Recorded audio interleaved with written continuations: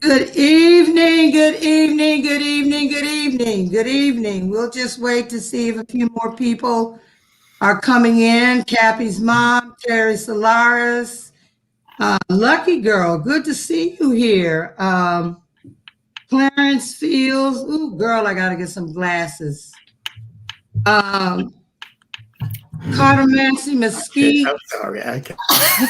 uh, wait a minute, I didn't mean to do that. And Monique White, Lori Kettle.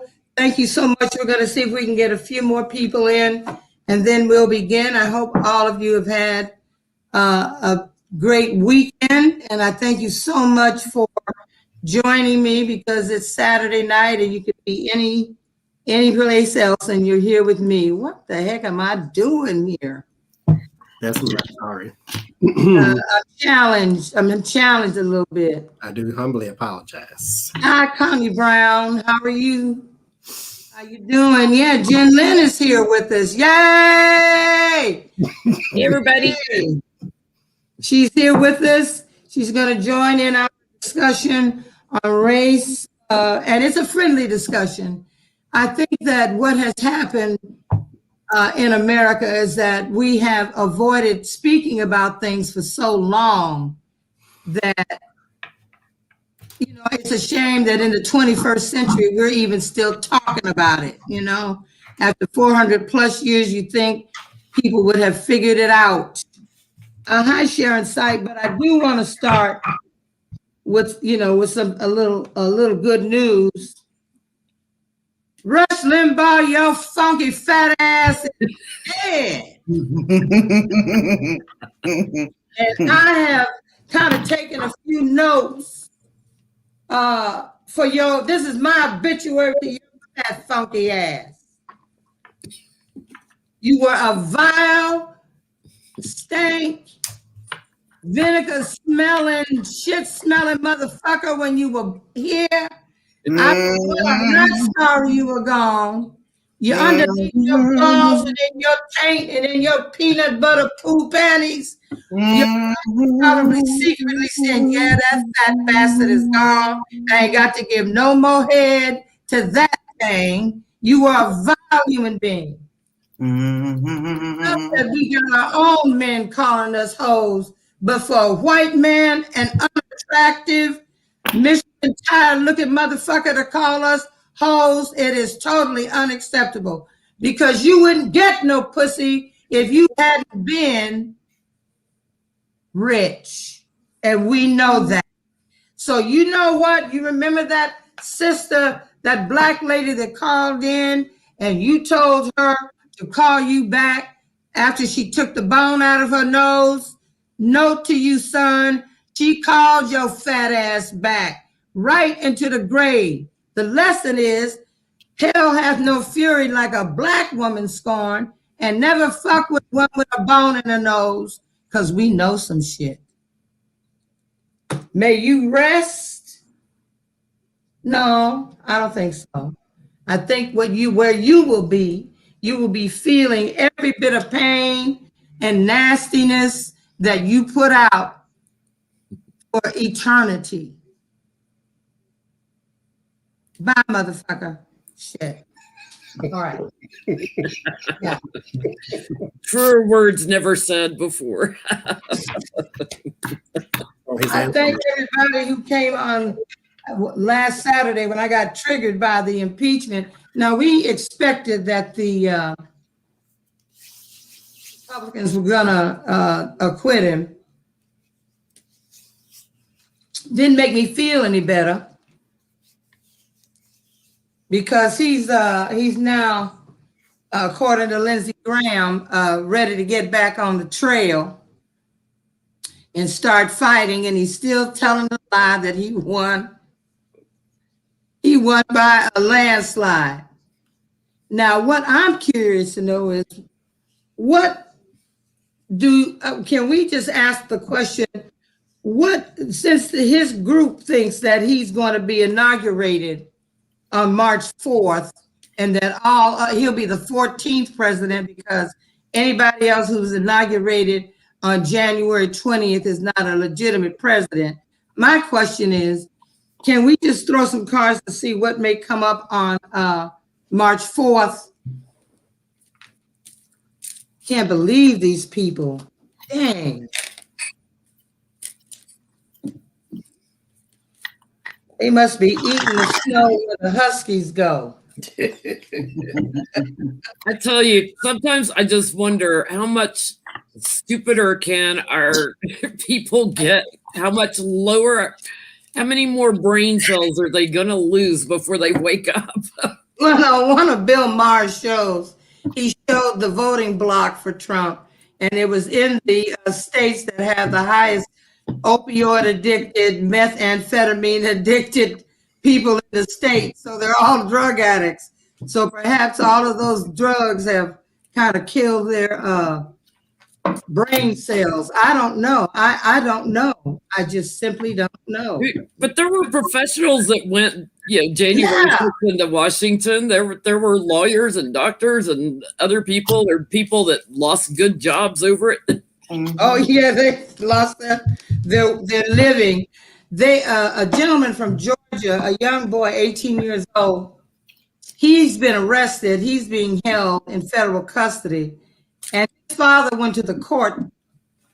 He wanted to get him released so he could come home, but his father admitted knowing that he had a weapon and driving him there.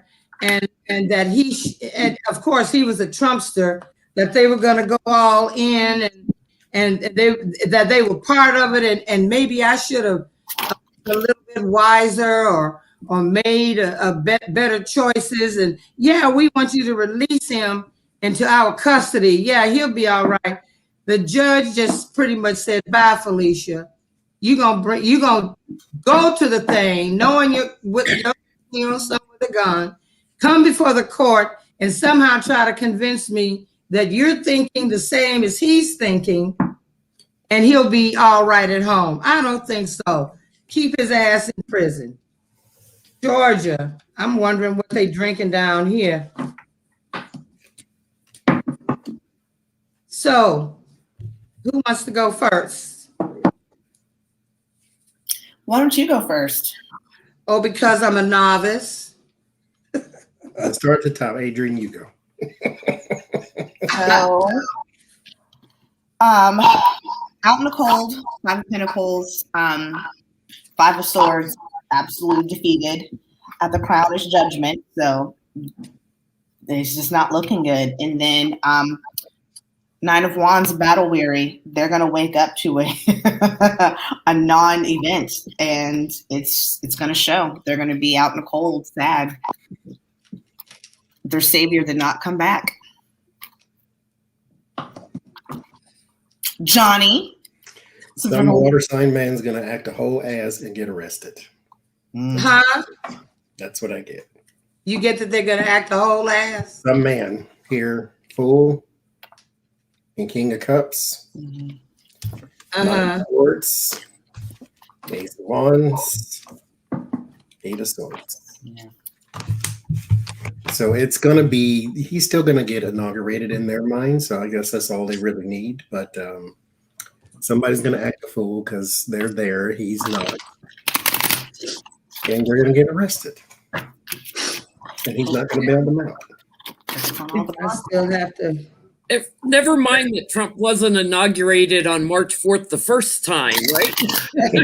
It's like we're all out there in the cold, shivering in the cold. I hope it snows like crazy on them. They're, trying to shine a light on the situation, what's going on. But the cavalry's going to come in. I think you're right, Johnny. Like there's kind of a lone person that gets in some big, big trouble that tries to do some sort of speech that's treasonous, and tries to create anxiety here, but he gets the tower. He gets blocked because of his ego. He gets his emotions overrunning and everything. But I think he's just trying to manipulate like a small crowd, and I get it's a really small crowd, and I don't get like Trump's even there. Like the plans change. Trump's not even there. It's kind of like, y'all walk down there to the Capitol. I'm walking with you. And then he goes into his bunker, right? And so a replay of the sticks. Like he always does. He always does. He always does. He always does. I have the Page of Pentacles that maybe one person will show up, a couple of people will show up, you know, to do a little rabble rousing. They're thinking that it's going to be okay. That their mighty king, the King of Swords, is going to be inaugurated. Only to find out that I don't think so. This might be his hopes. The Two of Swords. I don't know what I'm talking about, but anyway, that might be the hopes of the small crowd that their mighty leader will show up.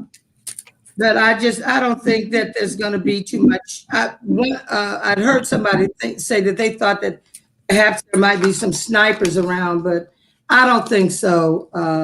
I think that they're so well guarded in the White House right now and around that area that he might end up getting sniped. He might want to keep his ass home. Whoever this devoted fan is, he might want to keep his ass home. Okay, here recently in Georgia, man, I'm so sick of Georgia. The Senate passed the bill that will make it more difficult for people to vote. You have to send in your government ID in your request, a ballot, an absentee ballot, which takes away your privacy. And there's some other things. They're shutting down more of the polling places. The people that voted in church, because they know Black people go to church, they shut those down. They won't be able to vote at in the churches. And they took away the church's rights to do their Sunday, the first Sunday, second Sunday rally, which also not just voting at the church, but also educating, like that big push that they do on the Sundays before the election. That's now illegal. What they call that, souls to the polls or something? It's something like, I couldn't think of the name. How can they stop churches from talking about what they want to talk about in church? Yeah, it's okay for white Christian evangelicals to get all up in politics, but you let Black churches get involved? No, those Republicans don't like that. No, they sure don't. They don't like that. They don't like it at all. And they're also changing. I want to just hit on, just stick a pin in the fact that Fani Willis, who is the Fulton County DA, who has launched the investigation into Trump's meddling and Lindsay's meddling, they're now trying to change the rules about how she selects a grand jury so as to protect Trump again. Because they're not allowed to do it in Fulton County, which is predominantly Black. Predominantly Black. Again, these white Republicans here are so incensed that this state has gone blue. I talked to somebody when I was doing the polling who says he's in his mind is still red, you know. Okay, in your mind is still red. It is, but the reality is it is not. And so since we're here to talk about race relations, first of all, I'd like to know if Fani will be successful. Maybe she's just hit a roadblock, but will she be successful in seating a grand jury and getting this investigation going, even with the roadblocks?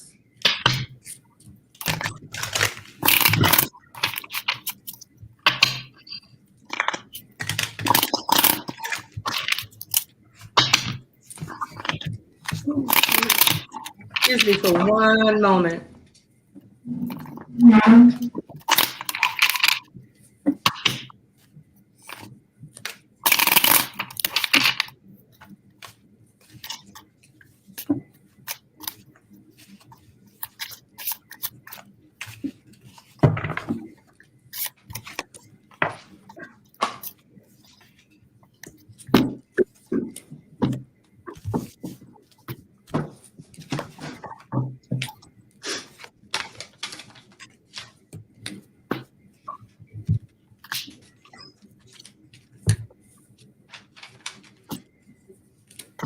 Yeah, I'm going to start calling them the Smuglicans instead of the Republicans because I keep getting the Smuglican card with them. I love it.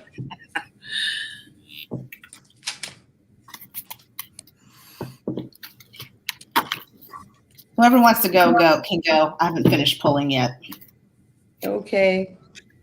It will take her at least 4 months, maybe the greater part of the year.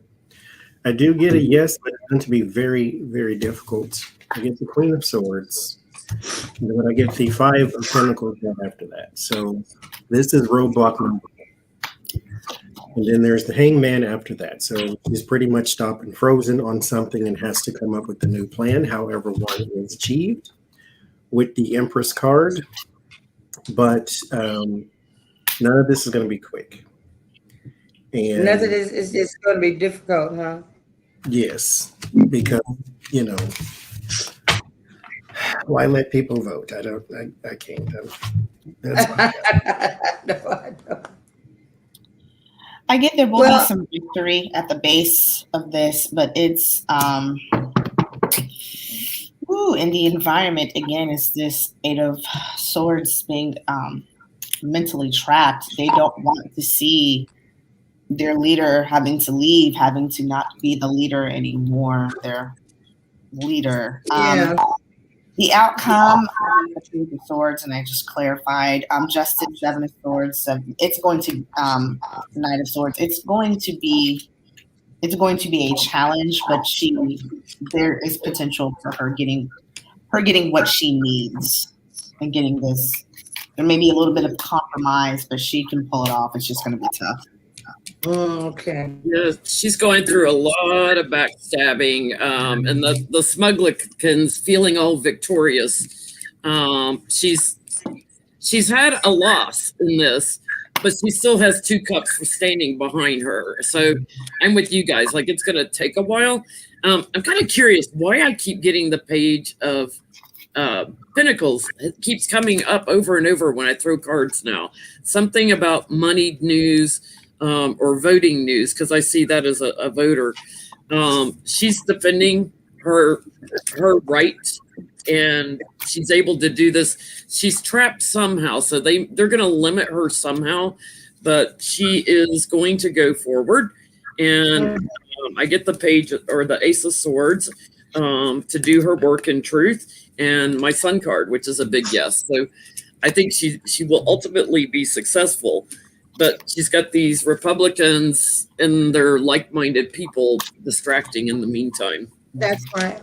Well, I have death, and I want to look at this as like maybe the death of some of the Republicans, the death of some of this voter suppression tricks that they're attempting to pull, and that with the Chariot that she's moving forward, that she's going forward, and she's going forward determinedly. And that with the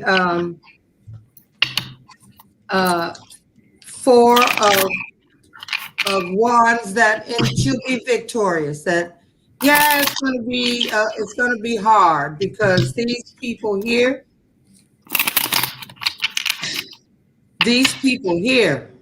I don't understand in the 21st century why we are still having the right to vote under an act instead of having it ratified into law. Why, Scalia gutted the Voting Rights Act, trying to make it somehow sound like it's an entitlement instead of a right. And the bullfrog, the shoeshine boy, Clarence Thomas, helped him with that. I just don't get it. I don't get it. You are stuck in still a energy of them and their problem. When the reality of it has always been since the beginning of time, when men had foot on dirt, always, if they'll do it to them, they'll do it to you. Exactly. There is no them. I know it looks like this is a Black people problem, but it's not. Remember, white men were the only ones who could vote. Right. Well-connected white men. So if you fall outside of that line, this is your problem too. Even if the people they're targeting do not look like you, it is still your problem because they'll do it to them, they'll do it to you. If they can inch away rights from anybody and get away with it, they will do it to you too. Period. Right now, there's like 160 bills across multiple states trying to restrict voters' rights. Yeah, I'm lucky. I'm in Illinois. I'm in the Chicago area, which is predominantly Democrat. But you get outside of Chicago, like our state Senate is predominantly Republican. It's farmlands, rural, old white men, and they keep Republicans in. We have to flip our state Senates. And see, it's another one. The older like when I lived in Oklahoma, the older population, 90% of Oklahoma was Republican anyway. But it's always the outskirts and the cities are always blue. But these Medicare recipients, Social Security recipients, people who live off the government, are voting red because they always have been. Right. When one day some senator's going to stand up and say, you don't pay taxes, you can't vote. And then you will realize it was not a us problem. It was always an everybody's problem. Well, I think that to do is tweak the language and that becomes you, whoever you are. I think what really is going on here is not. It's really the middle class is gone. So it's like the wealthy and now the poor, if you will, because people who were earning money, who were living a great life and never thought that they'd ever be in a food line or never thought that they'd have to file for unemployment, or some of them never thought their businesses would go under. I mean, it really is right now just a big money game. Them that have shall get, and them that not shall lose. It's like that. But we can proceed from there to what we came here to talk about. And I want to begin by just telling the story of some things that occurred when I was growing up. I grew up in Nevada, outside of Reno. And there was racism, but it was kind of stealth, It's Nevada's predominantly Mormon. The people would go and work with each other, but there was no mingling beyond that. There was an area in which all the Black people who lived, many of them servicemen. My dad was a serviceman, and had gotten government jobs. And this place was the home of the largest ammunition depot in the world. It was the best kept secret in the world. To this day, they still have ammunition in bunkers underneath the ground, and they have some of whatever is in those things have seeped into the aquifer, making the water just kind of dangerous to drink. But anyway, when I was a little girl, I remember my mother and a bunch of Black people within the town getting together because they weren't allowed to go into any of the establishments. If you ordered food, you had to go to the back and pick it up at some little window that they had reserved for Black people to pick up, that you weren't allowed in any of the establishments. And so when they would do picketing, there would always be a mother or a couple of mothers who would look out for the children. They would pull you out, and you would stand, always in our very best, always in our very best. And I remember how terrified I was when people were throwing rotten food and all kind and calling them niggas. And I remember being so frightened that these white people were going to hurt my parents. And I still get a little misty when I think about it, that people like even Sammy Davis Jr. and all the black people who would perform in the casinos couldn't go in through the front. They had to enter in through the back, through the kitchen. Dorothy Dandridge stuck her toe in a pool and they drained the whole pool and refilled it because somehow her sticking her toe in the pool contaminated the entire pool. I say that to talk about that, to say that this is something, and I remember when going to school, we were given the talk that many black children receive before they go to school. And that is, whatever you do, you must be better than your white counterparts. You must exceed. If whatever they're doing, you have to do it better. You have to recreate it. You have to do it better. They prepared you for being called names. And that is something that black people are still dealing with today. When we step outside of our door, we are aware of our blackness. We are made aware of it. It's something that we've had to live with it. We've learned to live with racism. We figured out ways to get around it. We tried to go under it or sidestep it, but we've learned to live with it. Here in the South, when I came here, I expected everybody in the South was going, I felt every white person I looked at was a racist. And I have to say, for the most part of it, it's been a very pleasant experience. But now, since Trump has been in office and has stirred up this hornet's nest, I'm ever mindful that, I'm much more aware of what's going on around me. I'm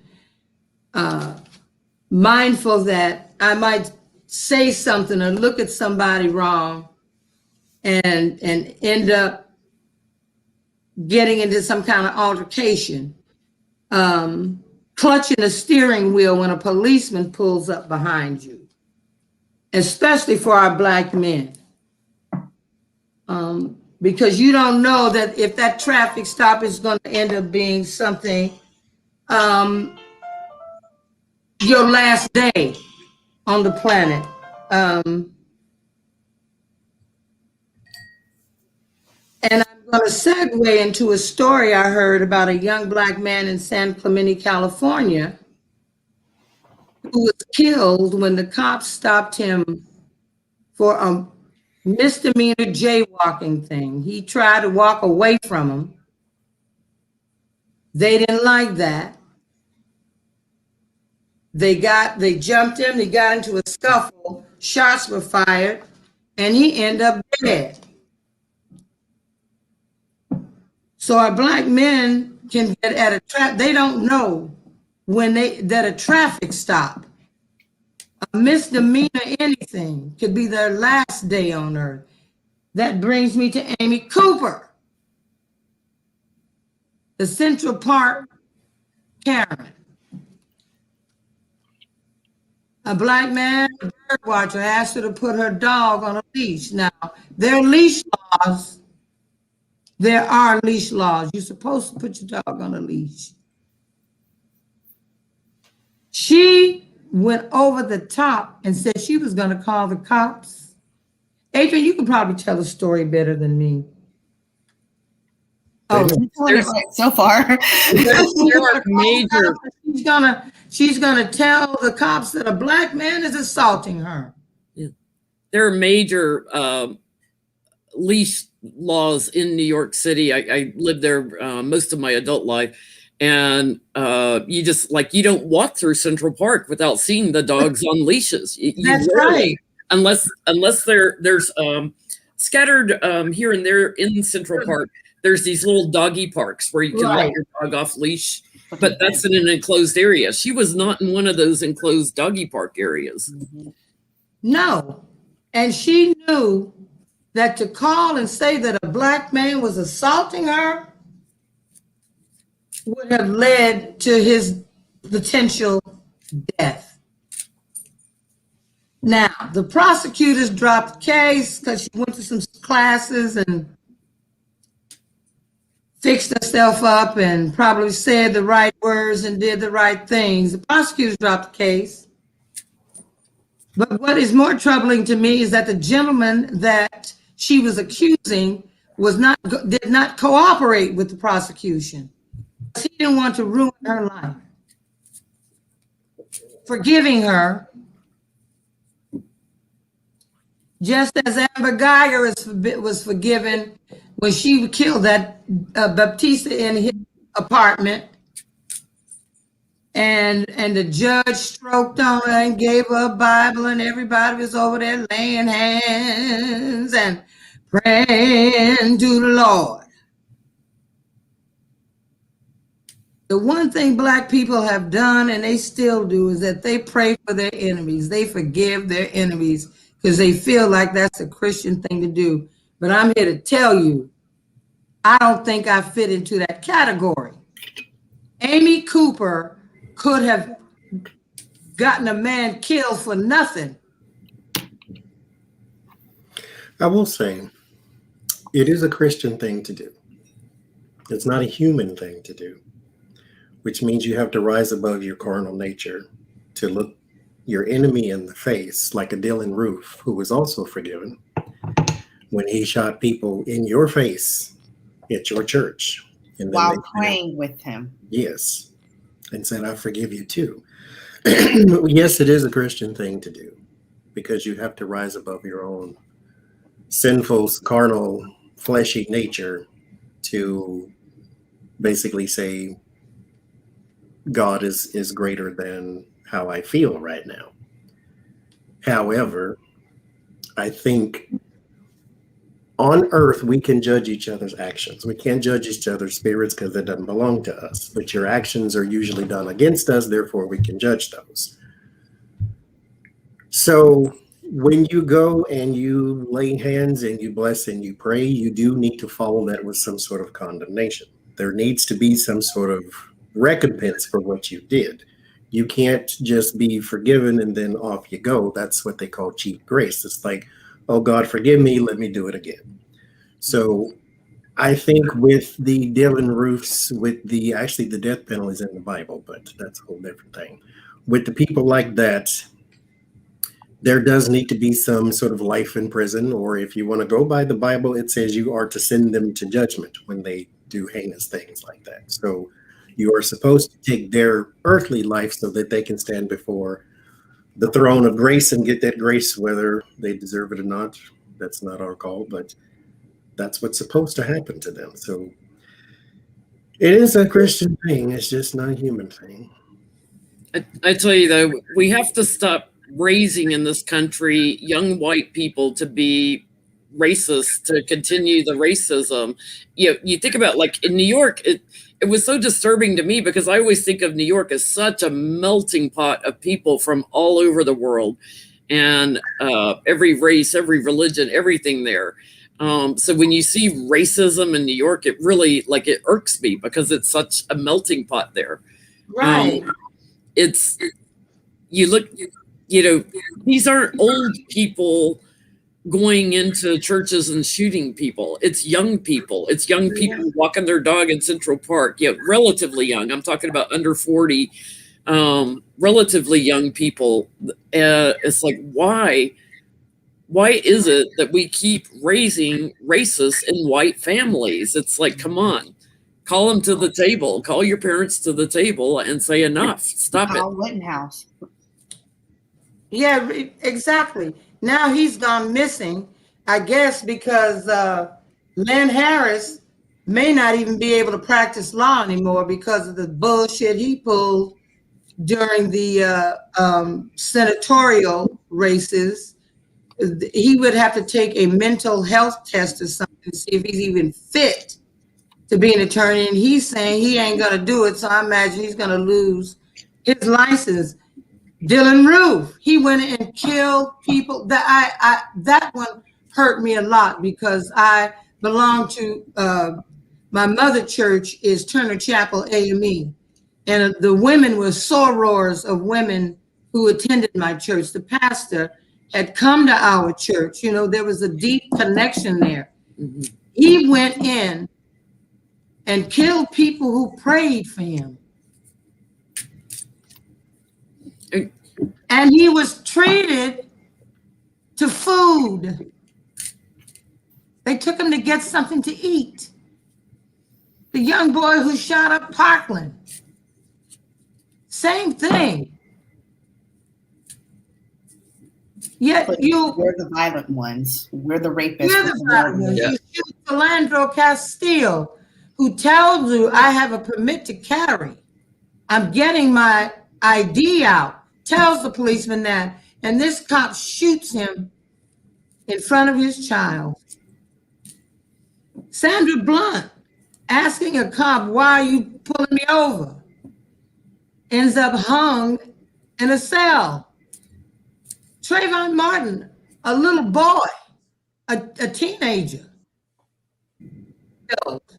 His killer is out and cutting up real bad. I got 6 mugshots or something like that. Mm-hmm. There's a boy named Trey Webster who 2 weeks ago was killed. Now the police went in to talk to him about, I don't know, I think if I got the story right, they went in with a no knock, didn't make it an announcement, caused a ruckus, killed the man. Let me ask a question that we can pull a card or two on this. Okay. This conversation is always had. There's 2 thoughts that I always have that other people, like the majority of people, say the opposite, and so I just say, okay, well maybe I'm just wrong. Rapists, they said it's not about the sex, it's about the power. Right. And I'm a a survivor. part of me just doesn't believe that. Some people are just fiendish like that. And so with racism, they say it's not in you, it's taught. And I don't fully believe that. Like it has survived and spread for far too long for it to be a learned behavior completely. I believe that people are born with personality traits. That's how you can raise 3 kids in the same house and all of them turn out different. Mm-hmm. But some people, I think, have an irrational, some sort of gene in them that's in here that when they see somebody different, not just skin tone, but just different, period, something in them doesn't like it. So I always feel like is it always learned? I don't think so. I just think that sometimes it's in people. Well, and then there's like parents like my parents. My parents are both racist that try to raise their children to be racist, and when confronted with the fact that their children are not, I thought you thought like me. You know, that was their thinking. I thought you thought like me. Well, you thought wrong. You know, I was like, no. Like, when are you going to get this through your head? No. So racists, I do think, try to raise other racists, and in a family where kids maybe are a little more afraid of speaking up to their parents, are probably going to be more susceptible to. Because my father was racist, but I understood why. Because he was born in 1950 and was treated like you would think a Black person would be treated in 1950. Mm-hmm. So he grew up with this anger towards white people, especially white men. So I get it, and that didn't rub. Now, mind you, he didn't like Asians either, so it's a whole nother thing. But none of that rubbed off on me because that was never in me, though. My lens of the world was not that way because, I had the fortunate chronological thing to not be born in 1950. So I'm also not jaded by my upbringing either because I went to public school and everybody looked different. So I grew up in an era where I was already allowed to go to school without an escort. I was already allowed to not fear for my life. I grew up in the suburbs. So, it was, and although all of our neighbors were white, nobody was sending a petition to get us off the block. So I didn't have that learning curve of, oh, white people can be horrible, until I got to like my teenage years. And then there it was. But I don't know. I just think it's in some people. I have a theory, and I think it aligns with what you're saying, Johnny, because, I've always given my 3 frequency theory, which is, there's the rape and pillage, there's the divide and conquer, and the victim frequency. And I think you're right. Looking at those frequencies, that aligns with what you're saying.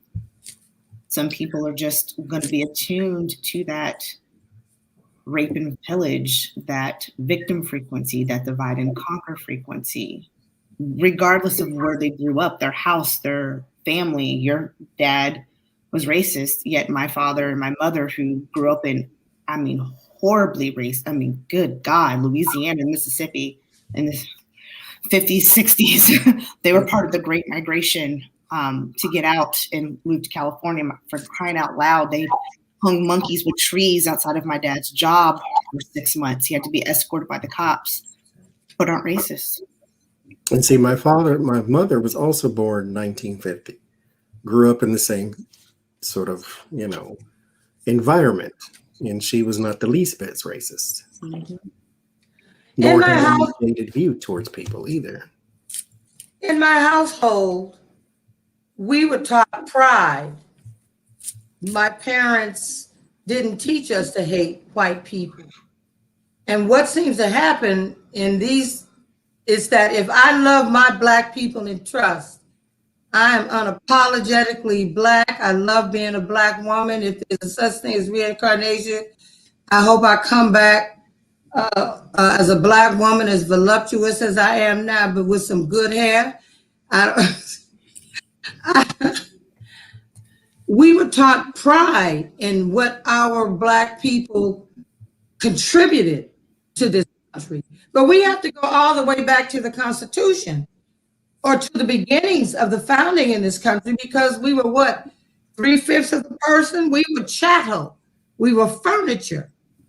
Your master owned you, so therefore he or she could do whatever he wanted to do to you. The church sanctioned it because the church said God will not get mad at you if you beat them to death, because they have no soul. And slavery is good. And slavery is good. So here we are. And even mind you, this is after they killed the people who are already here. Yes. Yeah. Giving them blankets that were diseased. That was a way of committing genocide.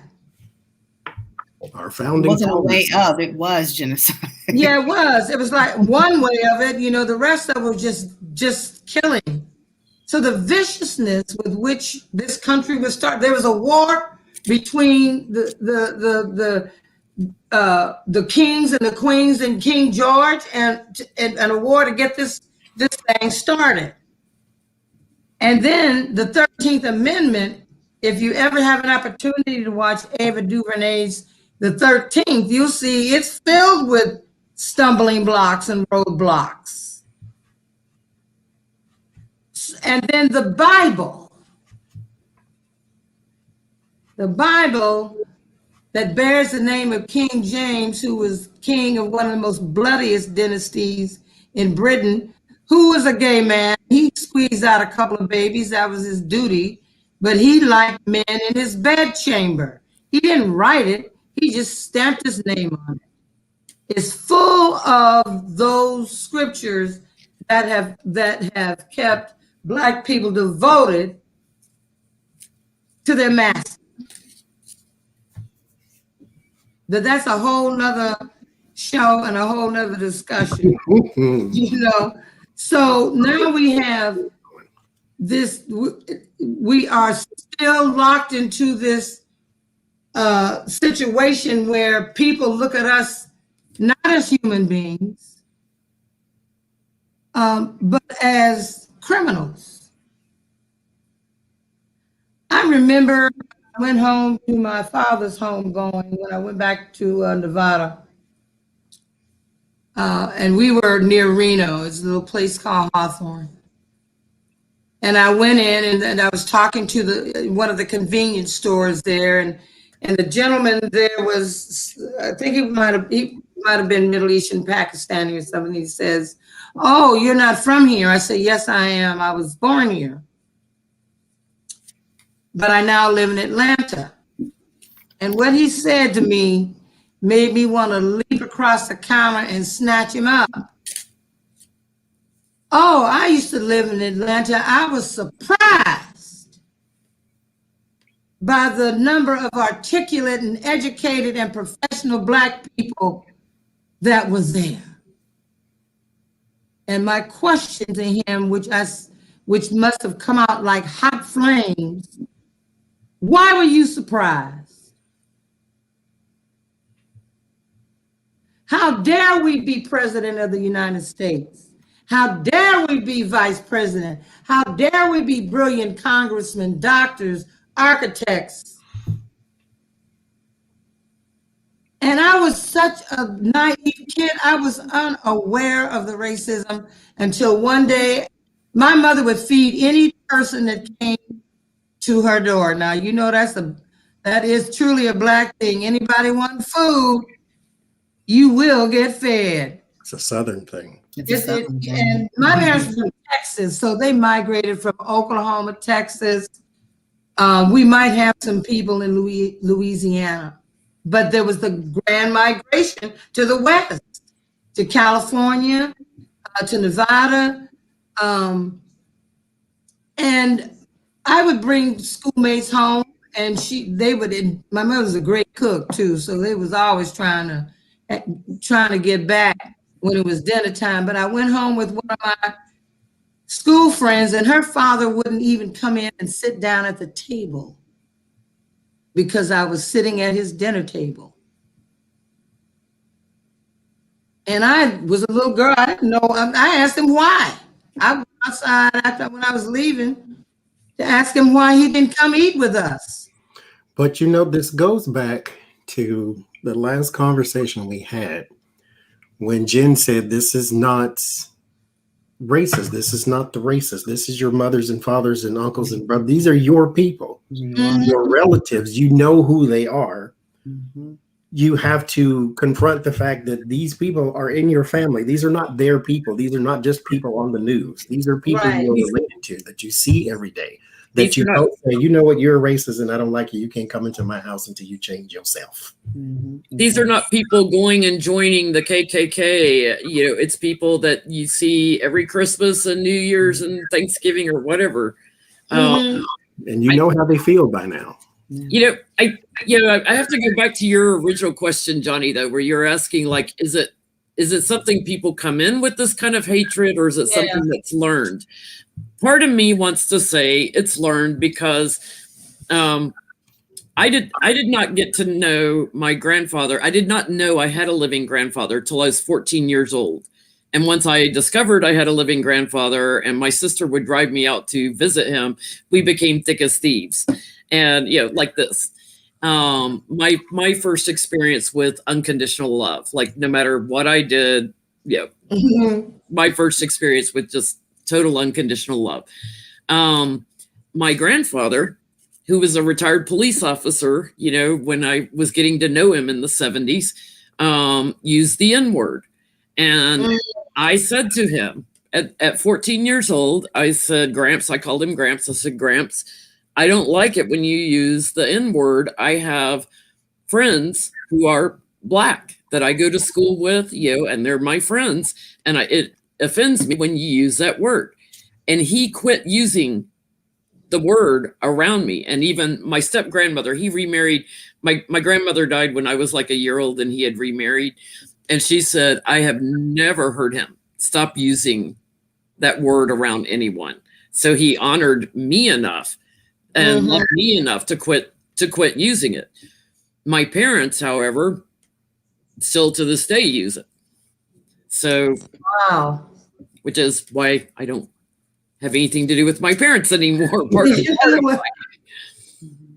You know, I've met people too. I have friends who also spoke to their parents about using the N word. They didn't like it. Mhm. They were some of them were even kicked out of the house. Yeah, it's So my this house. is I'm going to say what I want to say. Yeah. right. This is my house. I'm going to say what I want to say, and if you don't like it, you can leave. So they left. And then I want to, you know, like Susan Collins, when the insurrection was going on. This is kind of a pivot off of the topic, but she said the first thing she thought was that the Iranians had stormed the Capitol. Like Iranians would be that stupid, first of all, but it's like no one's to white folks don't want to look at a Timothy McVeigh or Yeah. the two that bombed the Alfred R. Murrah building in Oklahoma City. You don't want to look at your brothers, your uncles, your cousins, Mhm. your dad, and think that they are that person. It's difficult for them to look in the face of someone who looks like them and say, wow, this is my son or my husband. And you can, when you see Klan rallies, you see babies out there Mhm. in Klan costumes. So I think it's environment, and I also think it's part taught and learned. Yeah. Babies growing up hating Black folks, not even knowing why. Just I have a lot of cousins on Facebook that have unfriended me because I call them on the table on their racism to their face on Facebook. And it's amazing to me, you know, how many family members I have that still are embroiled in that way of thinking. Jen, did you ever have an opportunity to like talk with your parents about it, or Over and over and over again? Growing up, my mother was prejudiced against Blacks, Jews, and Catholics because unless you were like her, white Southern Baptist, everybody else is going to hell. So then in third grade goes out and gets a Black friend, a Jewish friend, and a Catholic friend, right? Who I hang out with. It was, I don't know, you know, it's just funny. And I'm the youngest of four. But I constantly through the years, even as a teenager, would be like, that's wrong. Like, quit saying that around me. Then once I turned 18, I got a lot more vocal, right? Right. And my mom would, say a racist joke. And I was like, please stop. I tried it very calmly and forcefully at first. She didn't care. She kept on. So I finally had enough when I got older. And I'm like, you know what? I can't take this negative energy anymore. And I do not talk to my parents anymore. They never can honor other human beings the way they should be honored. And I'm like, I want no part of that. So I detached from it. And they lie. Obviously they lie. I didn't know I had a grandfather till I was 14 years old. Well, had they ever had they come in contact with any Black people, or? Well, that's part of the problem. Like, we went to an all-white Southern Baptist church growing up, and when occasionally we would have a Black family come into the church, my mom would be like, they have their own church. They should be going to their own church. And I'm like, I thought God was for everybody, Right. What is theirs and ours? So, no, never had Black friends. Never had Jewish friends. Never had any Catholic friends. Johnny, what was your question? You want to throw cards on the? No, we answered it. Yeah. It's more of a discussion question anyway, but yeah, I think if my 78-year-old grandfather could change because he loved me and could open his eyes a little and open his heart a little to seeing, wait a minute, I've been thinking about this wrong. And if he could change the way he talked because he loved his granddaughter, then it's possible for anyone to. So I do Every think it's behavior important. can be changed. Every behavior can be changed. Yeah. Every single one. Yes, Adrian? I was going to ask a question to the panel. Do you want people to see color? Because I do. always say, I don't see color. And is that a good thing or is that a bad thing? I understand why they say that, but I want them to see color because that somehow, to me, when you say I don't see color, first of all, I think one of the grandest creations is that the infinite wisdom put together is color. I think with, we watch black and white films today, but you want color. I love color, but when you say you don't see color, it's almost as if you want to erase me or my being or my people when you say that. But I understand why people say that, because they honestly feel that, because in their hearts they don't have that kind of negative hatred in their heart for that. So they think by saying I don't see color, that somehow that I want you to know that I see you as a human being. I understand that, but I want them to acknowledge my color. I do. I think of it this way, Adrian. When I first meet somebody, I don't tend to see color or ethnicity, retail, like that, working in corporate retail, such a diverse group of people from all over the world. And I was traveling internationally also. So when I met people, I don't tend to see color of any variety. I get to know the person, and then I love to embrace their ethnicity. I love to see different things that come out in conversation because of their cultural and their differences. I love to see old people embrace their wrinkles as they get older. It brings character. And I think the same thing with color and culture. It brings character to us as humans. What about you, Johnny? On the other hand, back to when I say I am not traditionally empathic, like I don't walk into a room and feel anything off the bat. I tend to be globally empathic to where I don't understand why all people cannot just get along. At the very least, if you can, because I understand we're all born under different constellations and we have different personalities, a mixture of different personalities, because you are literally created from two different people. And so I get that you are a mixture and then we don't all get along, but stay on your side and I'll stay on my side. If we can't get along, at least we'll cohabitate. We don't have to, because we don't have nothing to talk about. Every time we do talk, we fight. Fine. We know that, so I won't fool with you, you won't fool with me. So globally, I just don't understand why we can't get along. So I tend to think, I don't want to say higher, like everything else is lower, but I tend to think globally, as in one whole thing.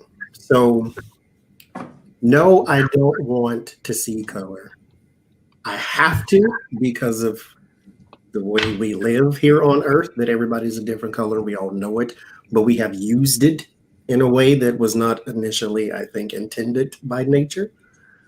I don't want to see it simply because I'm a person first and then everything else second. Yeah. I'm an energy first and then everything else second. When I leave this body, it may come back and who the hell knows what it's going to come back in. So this does not dictate what I am. Right. To me. Now, I understand to the rest of the world, yes, you're a black man first. To me, though, I am a person first. I am an energy first. I don't want to see a person's color. I don't, actually. And so when I meet another person from whatever distant land, or if it's just down the street, they're a person first. I don't care what color you are, because guess what? That can change too. So it's like, I don't really care what color a person is. I don't want to be a color. I want to be an energy and a person. But like I say, I do understand why It is important because this is what the world sees first. They don't see an energy, they don't see a soul and a being and a feelings and a history and a emotion and a nice, caring person. I always said this to everywhere I have ever worked because I usually work night shifts and I walk home in the middle of the night and everybody say, "Oh, I can give you a ride home, because it's dangerous outside." And I say the same line every time. Most of the things in the dark are more afraid of me than I am of them. You see, Because I am this walking down the street at midnight. And so I get it. That's what the world sees, but I would like it if they didn't see that first. But well, there are people who are evolved. They have a higher spirit, so that when I meet people, I'm not right away. I don't go there because I really do feel people's energy first. And if it's sweet, and if it's kind, and if it's generous, if it's loving, I'm going to be attracted to that person regardless, because I have friends, white friends, who will go to the wall for me. And I love them like brothers and sisters because they love me. And we have serious conversations about this because we had a conversation recently about white privilege. White privilege doesn't mean that you are a wealthy person. White privilege means that hate has been legislated in the laws of the land. So I could walk into a high-end store or into any store really, dressed nicely, looking nicely, smelling good, and I'm immediately, if somebody is going to run up and ask if they can help me. A white person can walk in getting ready to steal the dust out of the store. And they will never bother them, but they'll bother me. what do you think, Adrian? I am a marketer, so I think words matter. So I'm about to say something. Take this for what it is. Say it. I think more damage has been done by saying I don't see color, because what other people tend to hear is, "Oh, I don't see color. That means you don't have any bias. You're not racist." That's not necessarily true, because there's unconscious bias. I want you to see me. I'm a Black woman, because when I'm walking through a store being harassed, if you see me as a color, you will then recognize I'm being harassed unfairly because I am a Black woman. Then you will use your voice and you will say something. I want to see my Asian friends and not just go put them in a bucket. "Oh, they're Asian." No, I have Vietnamese, Cambodian, Japanese, Korean. Because that is who people are. So what I would rather, that's part of who they are, right? Like Johnny's saying, the world is going to see you and put you in a bucket. That's what the human brain does. It wants to categorize so it can make sense and understand how to proceed. So my recommendation would be, we need to rebrand I Don't See Color. Okay. Through a marketing overhaul.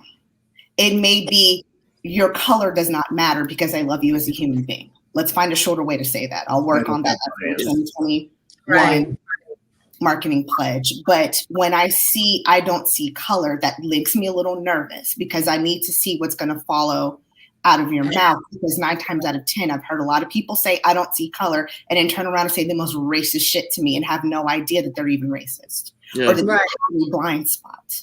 Seeing color will help you understand that you have a blind spot. It will help you grow. So we just need to rebrand. I understand how a lot of people mean it. They're well-meaning. What they really mean to say is your race does not matter. I love you as a human. Right. But I think maybe that's the conversation. Those are the statements that possibly need to be said, because to talk about what Jen said, maybe if her parents had heard more, I see color and I see the beauty behind the color. I see the human being behind the color. And not to be afraid of the color. Because to me, it all comes from fear.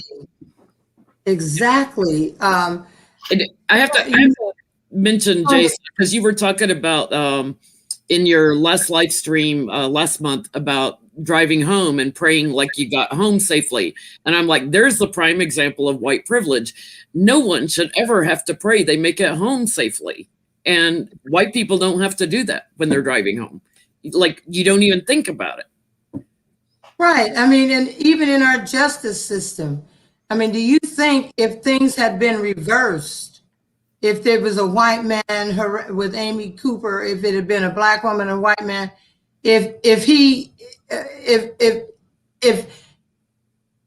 she had called the cops on him accosting her, what would that scenario look like? Would they be shown up? Her, you know? And if there was, it really is troubling. It troubles me. It troubles me. And I think about when I work in these silk stocking law firms, and you know, you get guys who would sidle up against me and make comments like, yeah, you know, I like my women the way I like my coffee, you know, black and sweet. Well, did you marry one? I saw your wife, she's not black. But, or those jokes that are told that are supposed to be funny when they are not. They're not funny to me. See, and that's a whole nother conversation, but it's like there's this fence between all of the opposites.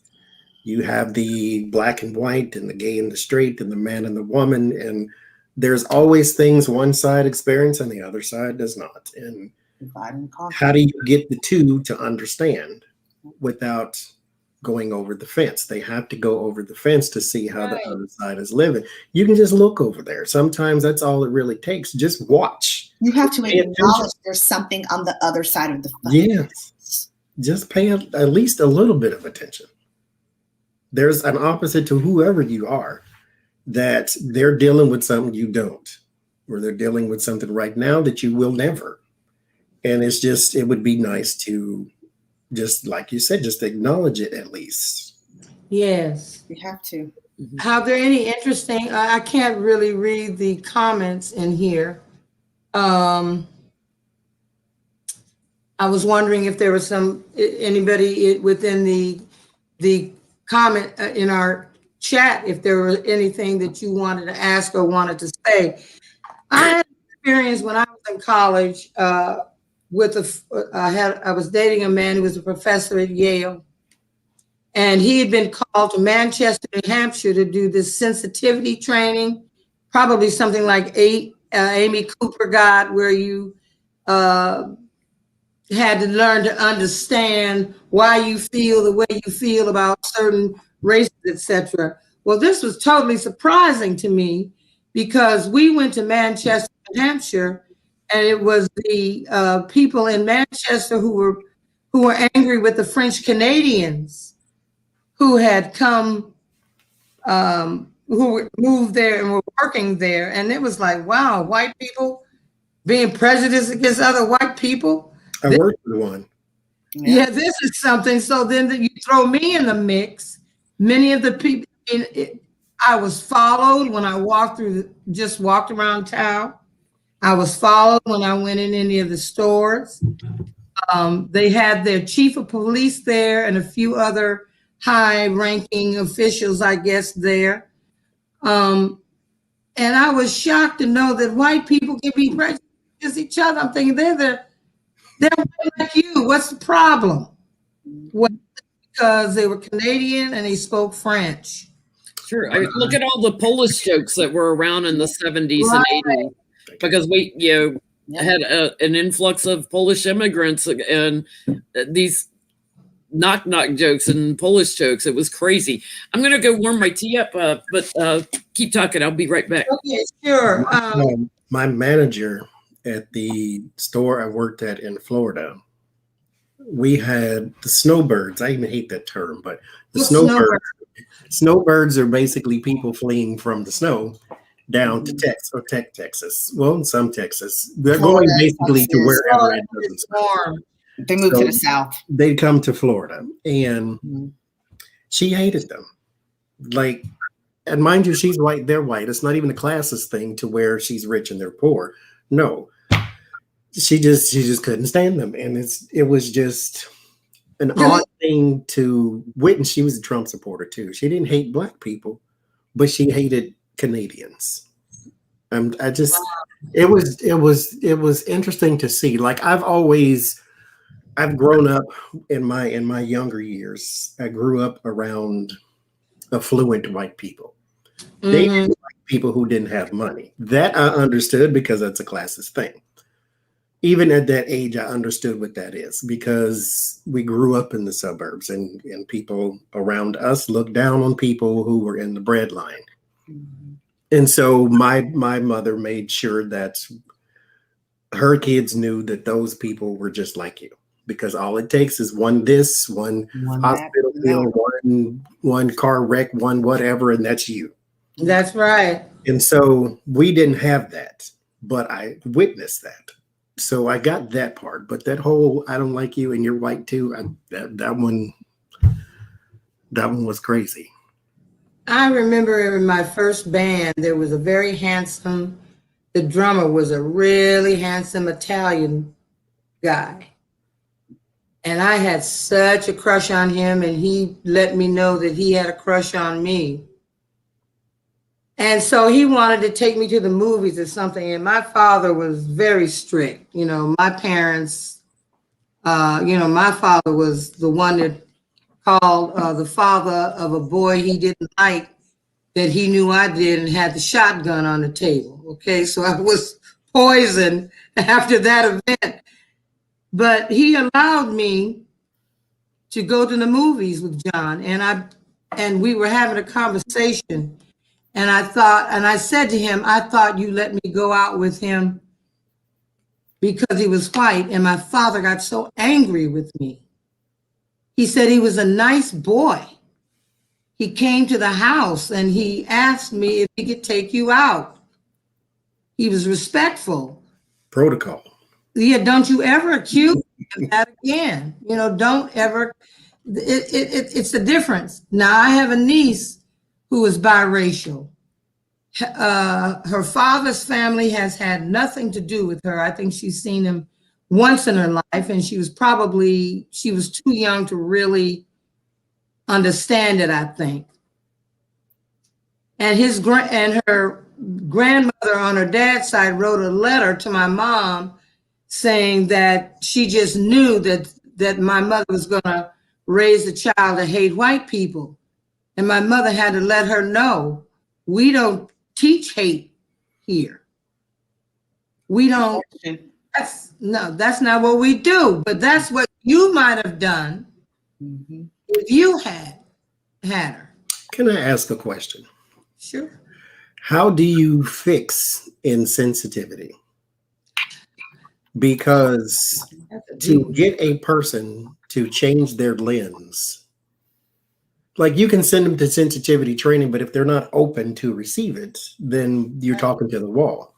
How do you fix insensitivity? Because usually in certain situations, well, not all of them, but some situations, some people anyway, in situations, you can get a person to sympathize with the poor person once they lose all their money.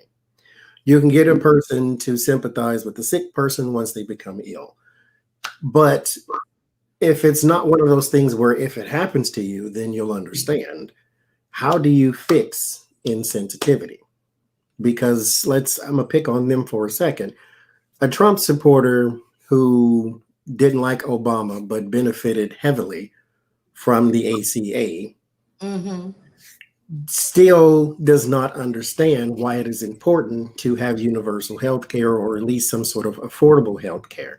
They still don't get it. And so how do you fix insensitivity? How do you change a person's lens? How do you get them to not be racist, sexist, homophobic, stupid?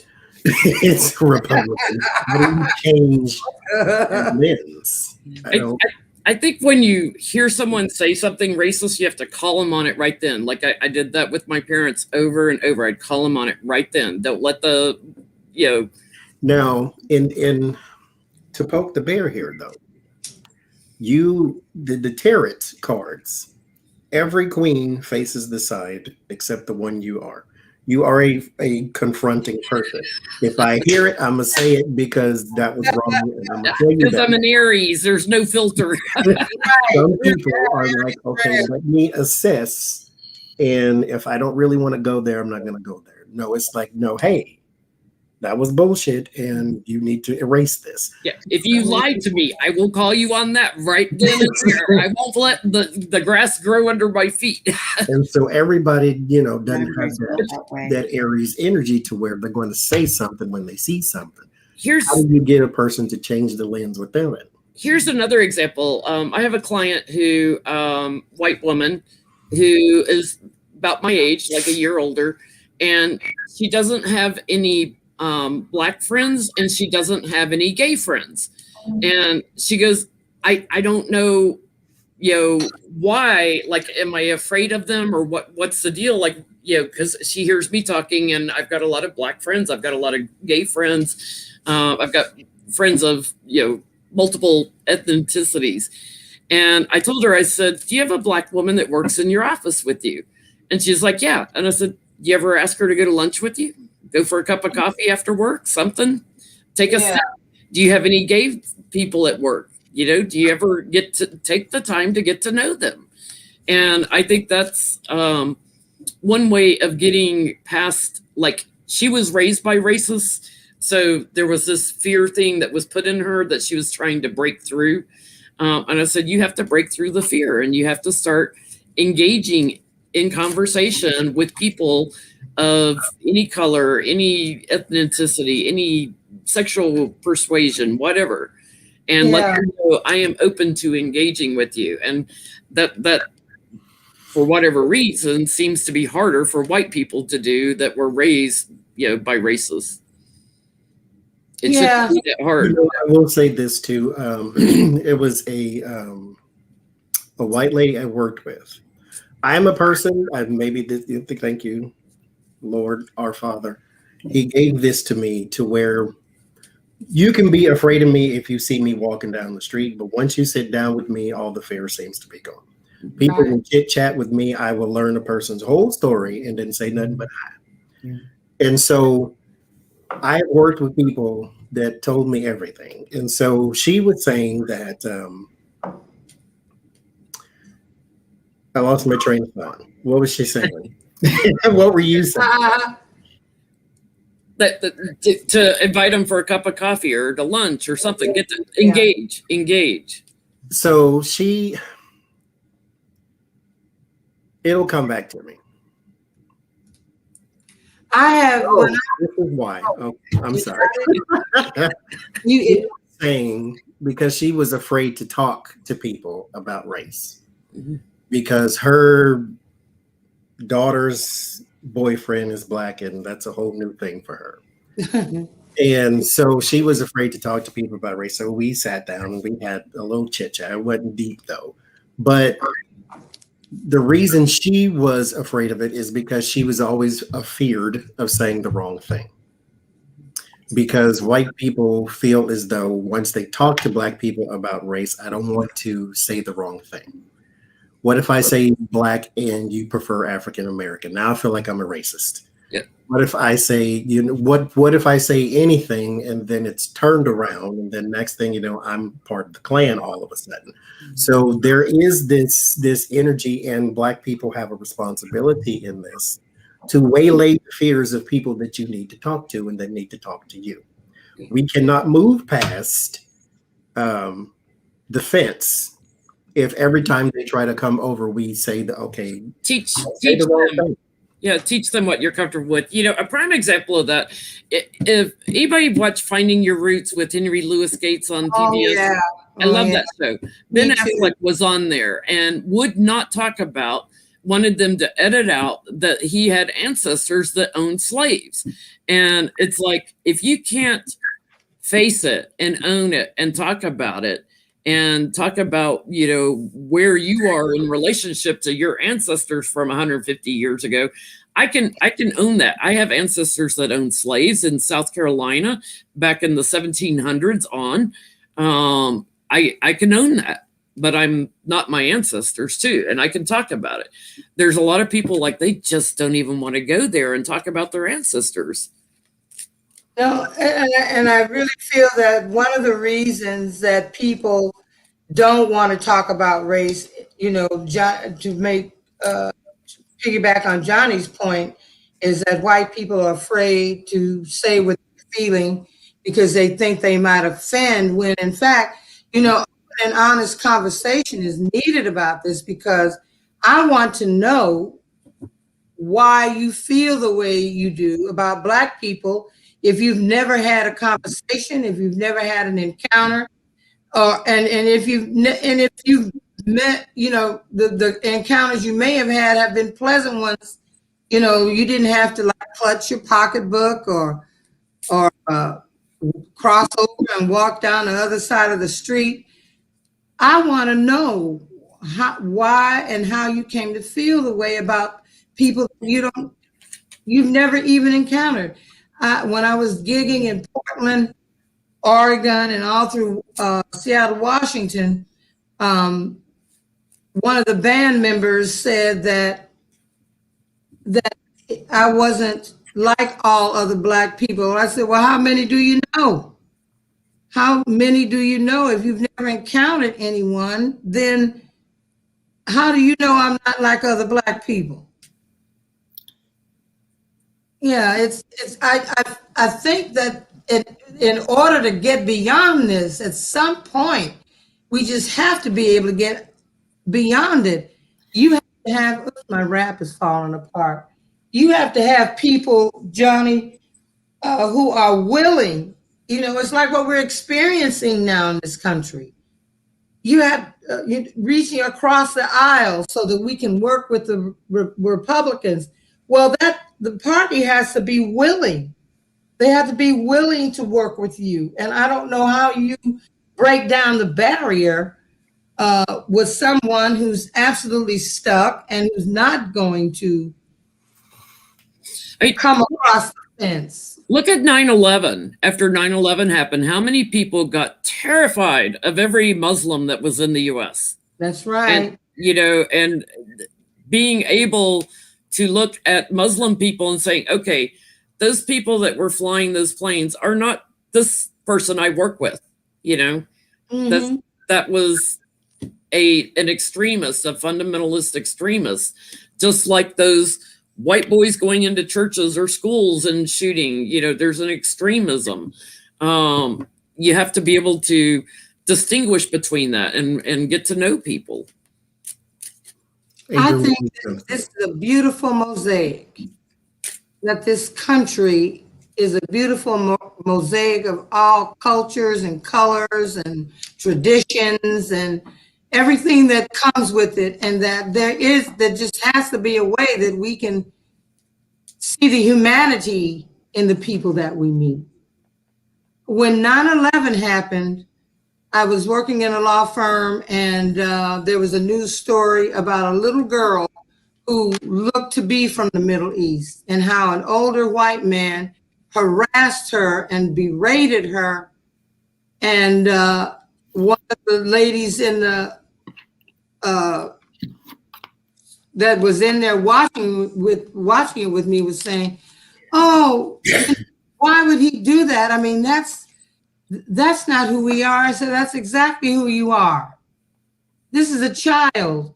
She looks like she may be from another country.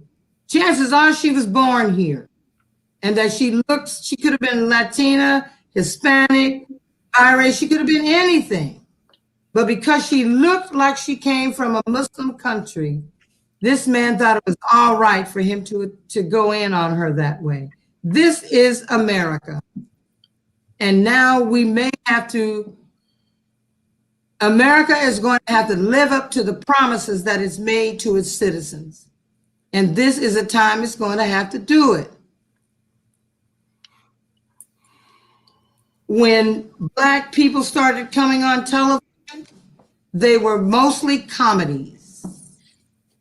the ones that was serious didn't last. I remember when Lou Gossett Jr. was in one called Lazarus, I think. He played this surgeon working in a hospital, and it was a medical drama.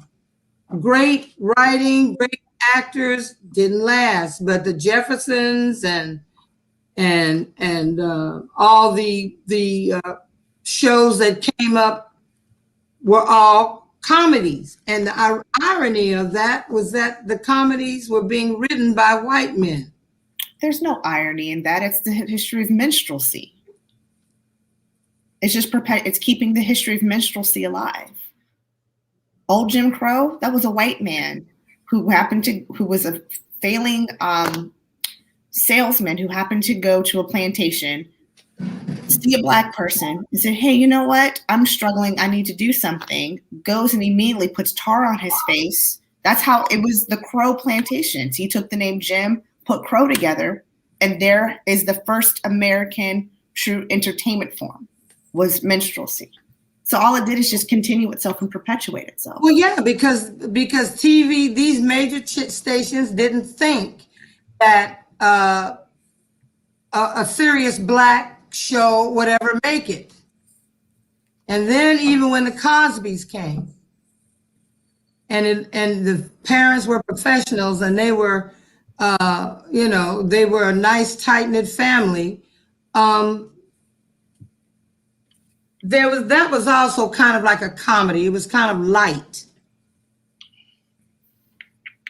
When black issue, again, back to it's not a them issue. It's always an us issue. I don't care where it is. In Philadelphia, there is this dish, homemade macaroni and cheese, topped with Chinese chili garlic sauce. It's called COVID Mac. So now, they're not targeting white people and black people with you started COVID. Now it's an Asian thing or a Chinese thing. You don't know whether a person is Chinese or Japanese because they don't bother to find out. They just know you look foreign or Oriental, which is not a race, but you look Oriental. And so you must have started COVID. So now it's them. No, it's a us. If you see it happen to anybody, it is your responsibility to back them up, because it's going to happen to them, then it'll happen to you. And the next thing you know, it'll be right now, the bird flu has struck Russia. So we're not going to go around and blame all white people for bird flu, but they didn't, try to blame all Africans for Ebola. So in the midst of COVID right now, it is everybody's responsibility to make sure that your Asian communities, whatever they may be, are backed up by you against this kind of foolishness. Because crimes against the Asian has gone up. I think I just read this, so please forgive me. I may butcher some of the facts. Just across the U.S. alone has gone up 70%. And then they said something globally. It is ridiculous. It's like 85%. And there are actually a few Asian communities, like Johnny said. It's like the Japanese internment camps during World War II. It's right. I love George Takei talking about his family and what they went through in an internment camp. It's like, is that what we're going to do? We're just going to start segregating everybody into their own internment camps? Yeah. And then I want to speak on this because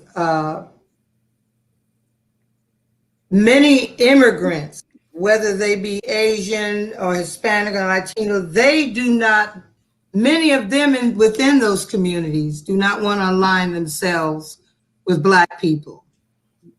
They don't, when we're out marching or doing it, they don't join us, well, some do, but what I mean is now we see when you get a taste of what white people, that you come here and you align yourself with white people, and then white people let you know that you ain't white, then you do align yourself with us. We had a conversation. Me, Jen, and Becca actually were talking about this one day. I lived down the street from Latinos, and like, I don't know why it's, I don't want to sound racist, but since we're here, there is no camaraderie outside of white people with other races. Black people need to learn to stick together like Mexicans do, first of all. That's But right. black people will gravitate to white people before they do anybody else, because those communities don't ever come to us, it feels like.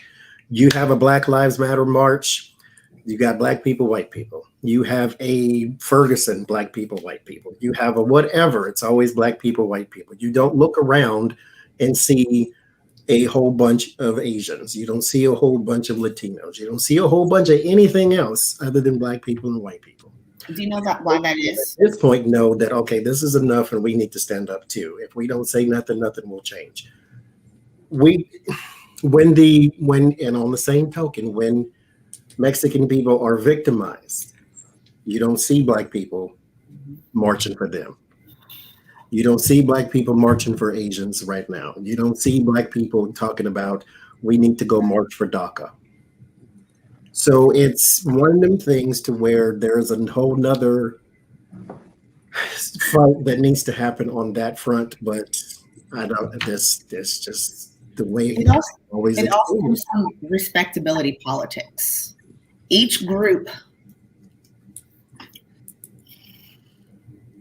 to make life easier, it's the respectability politics for whites. And I'm gonna address the elephant in the room, call the thing a thing. Okay. I've heard this and I've discussed this ad nauseum with many ethnic groups. That's why I always say we need to rebrand this I don't see color thing.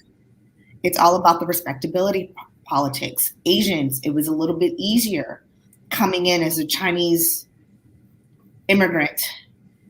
I want to assimilate so I can put my children into good school, buy the house. What was one of the first things we were taught? The lighter skin you are, Massa will be nicer to you, because you know why? Massa probably raped somebody, and that's why he's nicer, because that's his kid. Same thing. Have you ever had a real conversation about the colorism in the Latinx and Hispanic communities? It all boils down again to this respectability politics. How can we be more palatable to whites? And not even palatable to whites because I want to chum up and be best friends. It's because, God damn it, sometimes I just want to have my children go to school and have them not be targeted. Right. Sometimes I just want to be able to get in a car accident, and the first question that's not asked of me is, who owns your car and how did you get it? Yeah. True fucking story. And so that's how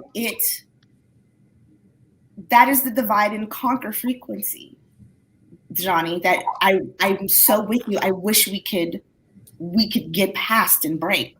Right. We're so much more powerful together. And please don't think that those in power don't know that.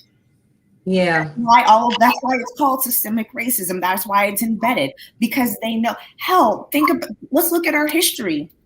When we had up in the north, when we had all the factories open, it was a lot easier to say, oh, hey, these blacks are coming to take your jobs. Or hey, now, one time after the blacks, it was these Polish coming to take your jobs. And it was these Germans, to get the whites angry, because again, that divide and conquer frequency.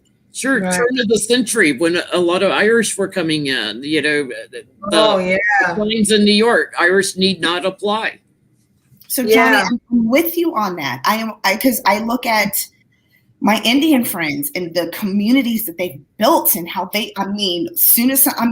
somebody wants to open a business, the entire Indian community comes together to do that. And I just look at and I'm like, why can't other ethnic groups, especially in these United States of America, why can't we get out of the divide and conquer frequency? First of all, within our own sectors and our own groups. Right. And bridge that across, because God damn it, they can't take us. down. It'll take us down if we're together, if we're united. Why can't we learn Absolutely. tolerance? But they know Absolutely. that when we all come together, we're a force to be reckoned with. That's right. Don't let them take that power away from you guys. That's right. It's One person can make a difference too. I mean, look at, we all came together when they tried to take our Obamacare away, and all it took was one John McCain thumbs down to make a difference. I still love Spirit Fingers. yes. Best one ever. Yes, I do too. I agree with you as well. It just, again, I think it's just a shame that in the 21st century that this divide still exists. We have now, and it just, Trump just opened the lid of the Pandora's box that has always been there. Now people feel, well, he's one of us. We can come out and say what we want to say. We can treat people the way we want to treat them. But they've always been there. This is not. He gave the Klan a new hat to wear. This is not new. But he also, did with the divide and conquer, really riled up that Republican belief that too much government, too big a government is bad. And it's like, okay, Texas, if you had some regulations on your power grid, you might have some power right now without $10,000 electric bills. I have an unpopular question. Jen, you probably can answer this, but you'll answer. I can already tell. I don't know. We'll see. Johnny, Jace, and for those in the chat, did this really start with Trump, or did you feel it before in Obama's presidency? Because I can tell you right now. Oh, this goes way back. It goes back. Yeah. It goes back to beyond George Washington. That's another thing that we need to remarket, because what it's doing is it's putting a lot of people in this, oh, well, Trump started it. It's the Trump. No, God damn it. No, it's always there. It's always there. He made it acceptable to wear a red hat and be proud of your racism. But I could have told you Bo's first presidency. I had started between Bush and Bo, being a Black woman in corporate America. I knew instantly. I said, oh, they're pissed. Yep. And I felt this coming. So please, another thing, the marketer in me wishes we could stop attaching this. We got to find different wording, different language. The Trump brought them out. No, they've always been out. They've always been here, because what I do. You keep repeating the same mantra, it's going to become your mindset. That's all you're going to know. And we can't keep, because that's a lie at this point. I think a lot of it kind of got amplified by Newt Gingrich and Mitch McConnell. That they were the ones who taught don't work across the aisle. Like there's never going to be any bills that are collaborated across the aisle. But it goes all the way back to the beginning of our country. I agree with Johnny on that, but it really got ramped up under Newt Gingrich. The reason I can attach it to a Donald Trump in this one in particular instance is he made it acceptable to be stupid out loud. Now, they have always been this way. Yeah. We have always looked at them and said, you're stupid. But now they get to be stupid on world stage, make policy. They get to go and make speeches. They get to go and offend every ally we have ever had. And they get to do it with no pushback this time. And the only pushback that we feel we have is just voting when, we got the Nancys and the people who want to be grown-ups in the room and say, okay, we don't talk this way. Well, maybe just one time. Say, you're a liar, sit down and shut up. You ain't even got to cuss them out and go full neck to where you ain't got to do all that. Just say you're lying and we don't do that here. And see, Johnny, that's the rebranding I can get with, is he's made it acceptable to be stupid. Out loud. Yes. Out loud. Yes. Let's stop saying, he made it. No. I hope you didn't think that's what I was saying. I hope you didn't think that's what I was saying. Johnny said it better than I did. No. But Black people have been experiencing this since the beginning, since the founding of this country. Well, see, what Adrian's saying is that we just don't need to say the racists are here because of Trump. Yeah, that's all I'm saying. And I didn't take it that way at all. Jake. It's like it would be like trying to rebrand it. Yeah, it'd be like trying to blame Trump for the liars being here. No, the liars have always been here. Rush Limbaugh creating lies about Michael J. Fox faking his Parkinson's. Oh, that was so cool. Alex Jones. Oh, it's a lie that Sandy Hook Elementary had a school shooting. Purely for entertainment purposes, only YouTube. The lies have been there for decades. They just Trump spewed so many of them that it was just mind-boggling. These are the descendants of Columbus and the descendants of John Smith and the descendants of George Washington, who's hailed as a hero, and he's our first president of the new Constitution. Our founding fathers. Founding fathers. These people were, and mind you, John Adams, who lived in their time, in their era, told them slavery was wrong. This is not a new concept to where we didn't understand slavery was wrong until 1960 when you said a couple black people get to vote sometime. Yeah. No, back then when they owned slaves, another white man said that is wrong and they did it anyway. So this is not a new thing. This is definitely not new. This has been here since they got here. What made you go to a slave auction and buy your first slave? Yeah. The first time you bought somebody and put a price tag on the humanity. Yeah. What made you that you could represent all people? Right. Exactly. And I see a very interesting comment from Old Spirit Artery. He says Henrietta Lacks was personal. I had cervical cancer, survived, she didn't. I'm so happy her family will now receive remunerations after they basically stole from her. Henrietta Lacks, if you all aren't familiar with her, is the reason we have all this brilliant cancer of studies. Hers is a DNA, what is the longest DNA strain in the country. She went in because she had cervical cancer. And when she passed, and this is another thing, it's like, it wasn't like they cared about her dying of the cancer. They began to experiment on her to find cures. And so for generations, finding cures, they have used her DNA to find cures, and her family was unaware of this until, Oprah pulled it out and said, look, this is why we have all of this cancer research. Rebecca Skloot, she's the researcher who brought it out. Yes. And just Henrietta Lacks's youngest daughter was committed and killed at the mental institution that I'm doing a documentary on. Really? Oh. And that entire first 70 years of the existence of this particular institution, they would take at blacks from Baltimore and Anne Arundel County, take them off the street. They weren't crazy. They take them and throw them into this mental institution to experiment on them. To experiment on them. Because once that again, has, oh gosh, that's something.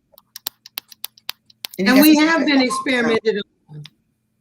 Black women who have been sterilized just without even knowing they were being sterilized. What just happened recently to people in Georgia that were in detention centers. Yeah, Georgia. Okay. Sorry, Jace. Look, I moved here. I'm not a native, even though there are a large number of white people who bear my last name, which is Harnage. There's a bunch of them here.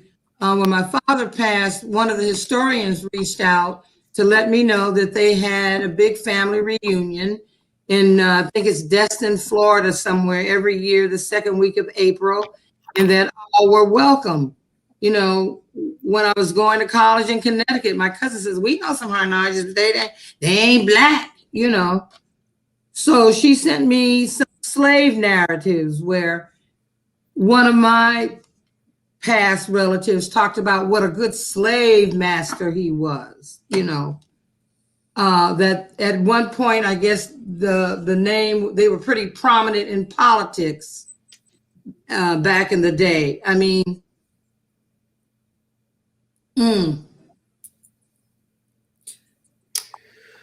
we've been experimented on. Yes. We've been, and even today in modern medicine, sometimes doctors, Black women are treated, and Black women are treated as if they're disposable or something. They don't take you seriously.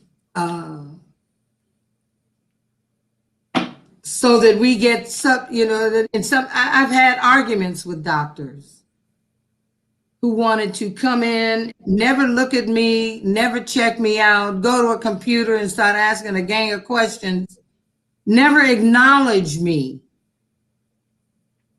And I've had, of course, I'm no longer with that doctor and I had to leave. I spoke very loudly and not very pleasantly so that everybody in his waiting room could hear what I had to say. But it's the fact that it took you having to even do that. Yeah. It's Yeah. the thing that this entire conversation is about. And that's to Jen's point from the last one is see it, say it. It's like this, don't always think that it's somebody else's issue. Whatever it is, whether it's just racism, whether it's sexism, ageism, homophobia, whatever it is, if it's in your family, say something about it. My father and my sister, they're thick as thieves. Both of them have I can't say she's racist, but she's just like him. They're not, they have instead of saying racist, I'll say they have a jaded view of white people. And both of them, however, are full-blown homophobic. And so they would be on the Facebook and I'm like, yeah, what is this? These pictures and these memes and these jokes and this, you can't do that. Like that's who raised you? Like that's who you are? And if you keep doing it, then I can't talk to either one of you. Something in here has to change. Something in here is not right. Yeah. And you have a irrational hatred or dislike or whatever it is or fear against somebody else. I can't I don't get hardest place to do it a lot of times is at work because you fear for your job, like you want your job security, right? It's very hard to speak up in a work environment. Can be done, but I mean, out in public, the grocery store, a restaurant, anywhere, speak up, call people on it, not just family. Yeah. I have been accused of being rebellious in the workplace because I did call it out. That there was something wrong with me when I became offended by something someone said or done. My face always said it. My face does not lie. Right. Mine either.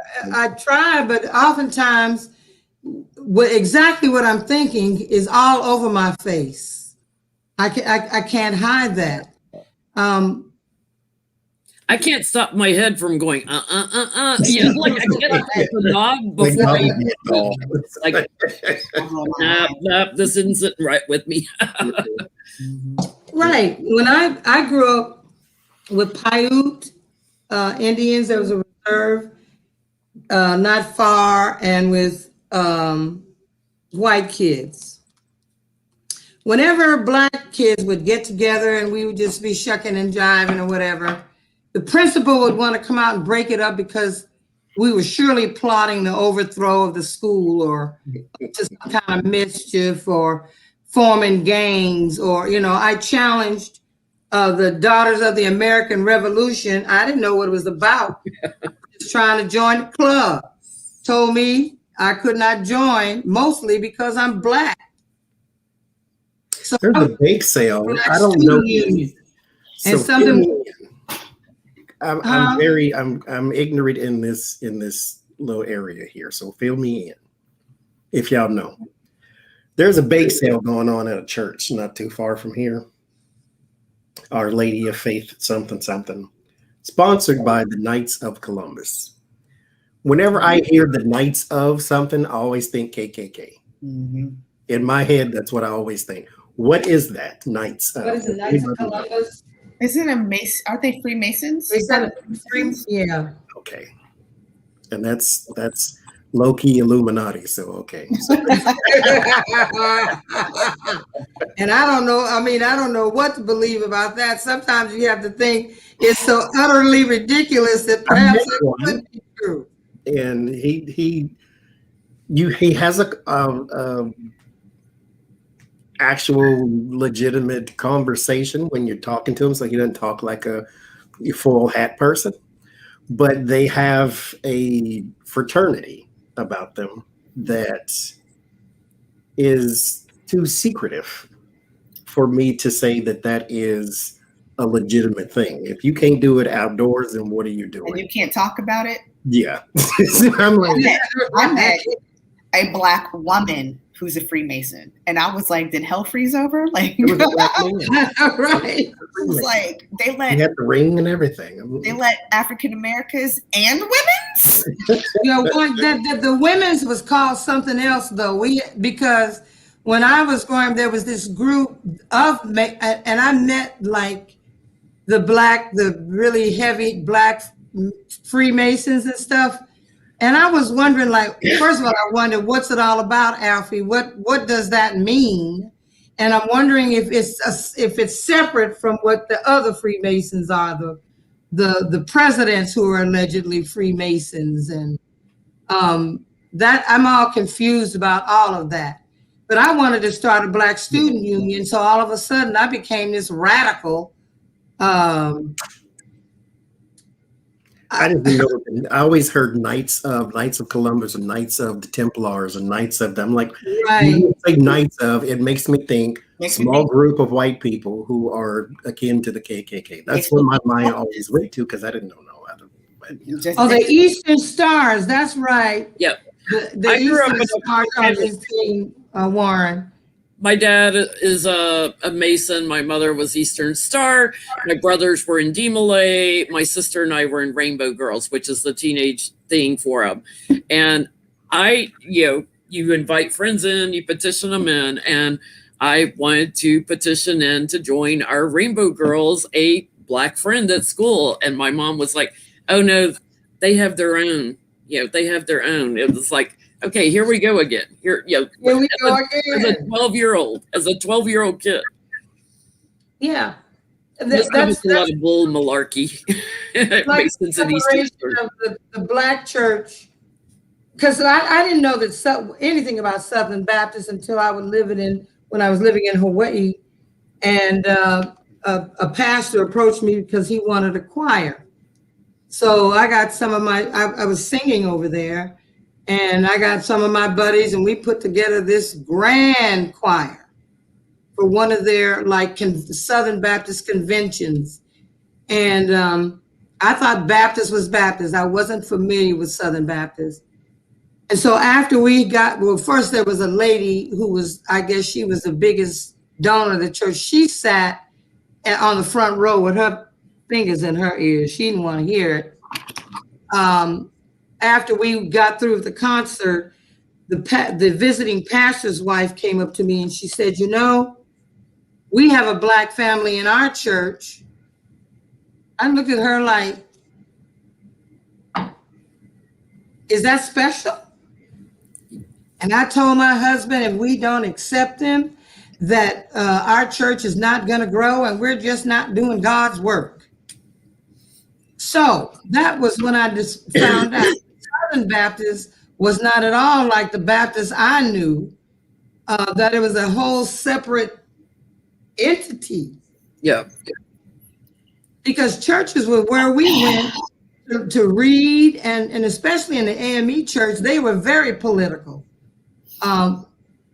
Nat Turner's gig was to go around and talk to people about getting involved in the politics that was going on at the time. I mean, the church was where we went for everything. Everything. That was our meeting spot. So, can I say this? Just a little nugget of wisdom Spirit gave me, so I'm gonna shout it out there. yeah. It's not a secret. I'm not revealing anything. This is obvious, but I'm gonna say it anyway. Every crowd is not a group. Just because you see a bunch of people together does not mean they are working for the same thing. I do not know the God of church. Church is an organization. It's a business. You gotta keep the lights on. You got to keep the doors open. You got to keep the pastor fed and paid and clothed and housed and all that. That is not the same thing everywhere. Some churches do God's work. Some people just want to expand and grow. That's it. Some have community, have wonderful community within the church and help each other. Others ignore their parishioners. And then everybody's met the nice pastor, and everybody's seen the Creflo Dollars and the Kenneth Copelands. So every crowd's not a group. Just keep that in mind next time you venture out into the world. Yeah, yeah, because really, church was where you went for help. I mean, now it's very rare anymore that any of the churches are reaching outside of their own laity, I think, in order to help people going through these tough times. I know that here in Georgia, they have many of them who have food banks, and they do have outreach, and they don't care if you're a member or not. They will help you with rent assistance. They will help you get food. They will help if you need transportation. They will do that. But that's rare anymore, because you're right, Johnny. First of all, religion is about control. It has nothing to do with the Holy Spirit that dwells within all of us with every breath we take. It's about control. And if I can get you to believe what I believe, and you keep my coffers full, then so I can buy me another plane, because I'm tired of the ones that I have. Yeah. Meanwhile, I'm so sorry. Wait a minute. I got to do this because this is something I got to do. So I lived in Texas right after I moved. Hurricane Harvey hit, and that, pardon me, Lord, close your ears. That piece of shit, Joel Osteen, that his church was flooded. Yeah. And he wasn't going to open up his doors because the church was flooded and blah, blah, blah. Mm-hmm. Right? This man, his name is Jim McInvall. He owns a furniture store there in Houston. He opened his furniture store. It's a big, fancy gallery. He said, whoever didn't have a house or a place to stay, you come in here. At the very least, you can keep warm and have something to sleep on. Yeah. New furniture. He let people come off the street and sleep on it. That he needed to sell. That he needs to sell to keep his lights on. That he can't write off, mind you.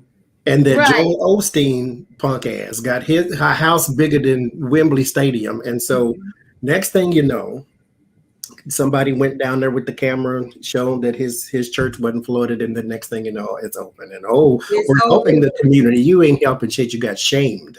That's what happened. That's what happened. Meanwhile, the furniture guy let everybody come in. They already sleeping and keeping warm and everything. So the power has now gone out in the state of Texas. Mm-hmm. This man opened his gallery yet again so that people can come in out of the cold. Jim McInvall, bless your heart forever and ever. That's right. Meanwhile, I ain't heard hide nor hair from Joel Osteen. And do you know that he passed the plate around? The people that were in that church, do you know he passed the plate around while they were in there? Mm-hmm. He got millions from the COVID subsidy. He got the PPP. Yep. I just had to throw him out there. The Per Furniture Man is a hero yet again. And Trade the Truth, I think he's a rapper. Trade the Truth and the Furniture Man have been helping Houstonians. Well, no matter what happens, them two is out there. Trade the Truth was in a boat, literally one of them little boats had a little motor on the back of it going down the street to see if he can pull people out of their house once hurricane hit. Joe Osteen talking about it's flooded. AOC was raising money, even though Texas on the media, the Texas Republicans were slamming her, blaming her for their power grid problem. She's $3 million money and sending it down there to help them. That's right. $3 million so far. And Ted Cruz yes in Cancun. Okay. All right, that's like okay to go across the border. Now you want to go hang out with the Mexicans now that your whole state frozen. All your bad hombres, you're going to hang out there. Now it will be true. His daughter. That people who come from Mexico, as soon as Ted Cruz come back, will be rapists and murderers. Sometimes they'll bring drugs. Oh yeah. He's already back, y'all. And for him to say something so careless, like my 10-year-old daughter said, "We don't have school. Let's just get out of here and go to Mexico where it's warm." And I'm thinking, how many families would be able to say, "Oh yeah, well, we'll just pack up and we'll just go to." But the thing is, that's not because y'all see he had to double back because once his wife's text messages came out and the whole shit came out, then he had to come back and say, "Oh my bad. Okay, well, really, what had happened was." We know what happened. We know what happened. He comes back. His family doesn't. Like, okay, they're sticking together, right? Yeah.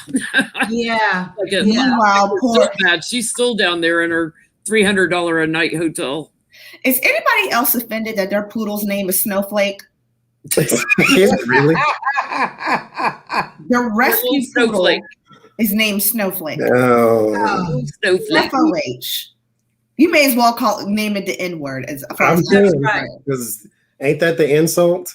Name it Blackie, something like. It's a little white dog, and Snowflake used to be a very common name for a little white dog. So it's not a white. Oh, it's Milkshake then. Then Tim Boyd, the mayor of Colorado City.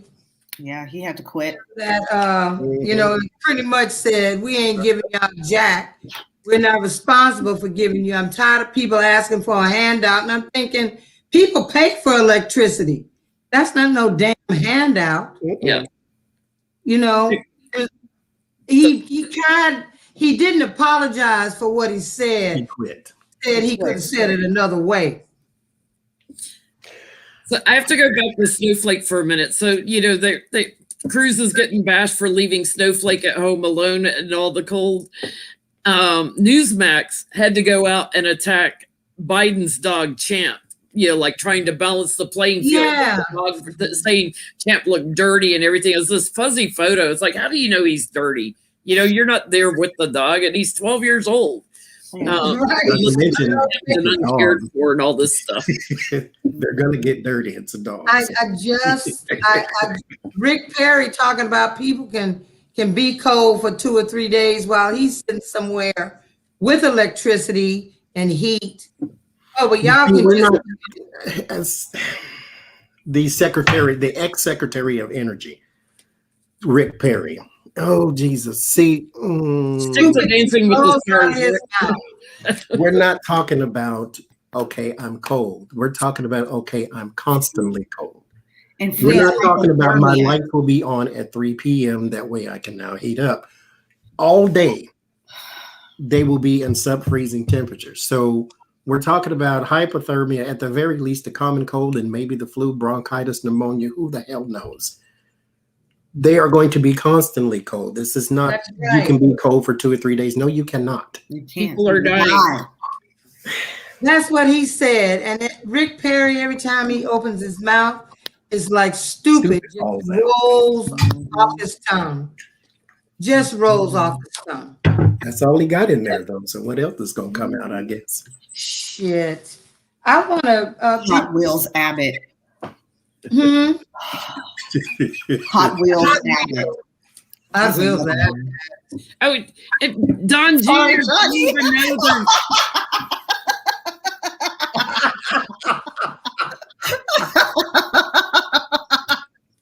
Don Jr. didn't even know that their governor was a Republican. The one they want to run against. Don, Another one that nothing but stupid comes out of his mouth. Oh God. they just too busy with that nose candy, honey. They don't know jack, okay? They know how to go to the candy store.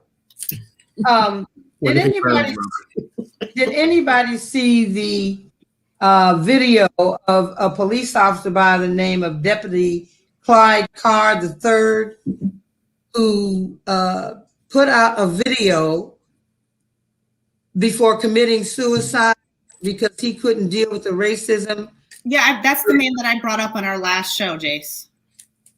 Okay, yeah, that he couldn't deal with the racism within the police ranks. Yeah. My cousin wanted, when he was an LA cadet, he heard white cops saying that they were joining the force to be able to kick some niggas, asses. That's why they were joining the force. Some of those who join forces are the same who burn crosses. They are. And the Klan has gotten smart because some of them are sitting up in Congress and in the Senate. I remember when Johnny Isaacson, somebody found an email from the Klan that had his name in it. And he was running away from the press when they asked him, why would your name be on an email from the Grand Wizard of the Klan? They understood that you can work within government. And I'm convinced that there's some Klansmen. Wait a minute.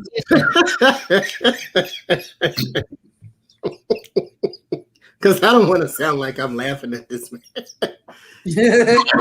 Adrian, you ain't going to do this with this. I'll do it. I'll do it so you don't have to take the blame. So I'll go ahead and show it. Oh, God. You got to wait for it to focus. Okay. Hold on. I got to let it. Come on, camera. Come on. Come on. There you go. Throwing them off the cliff, too.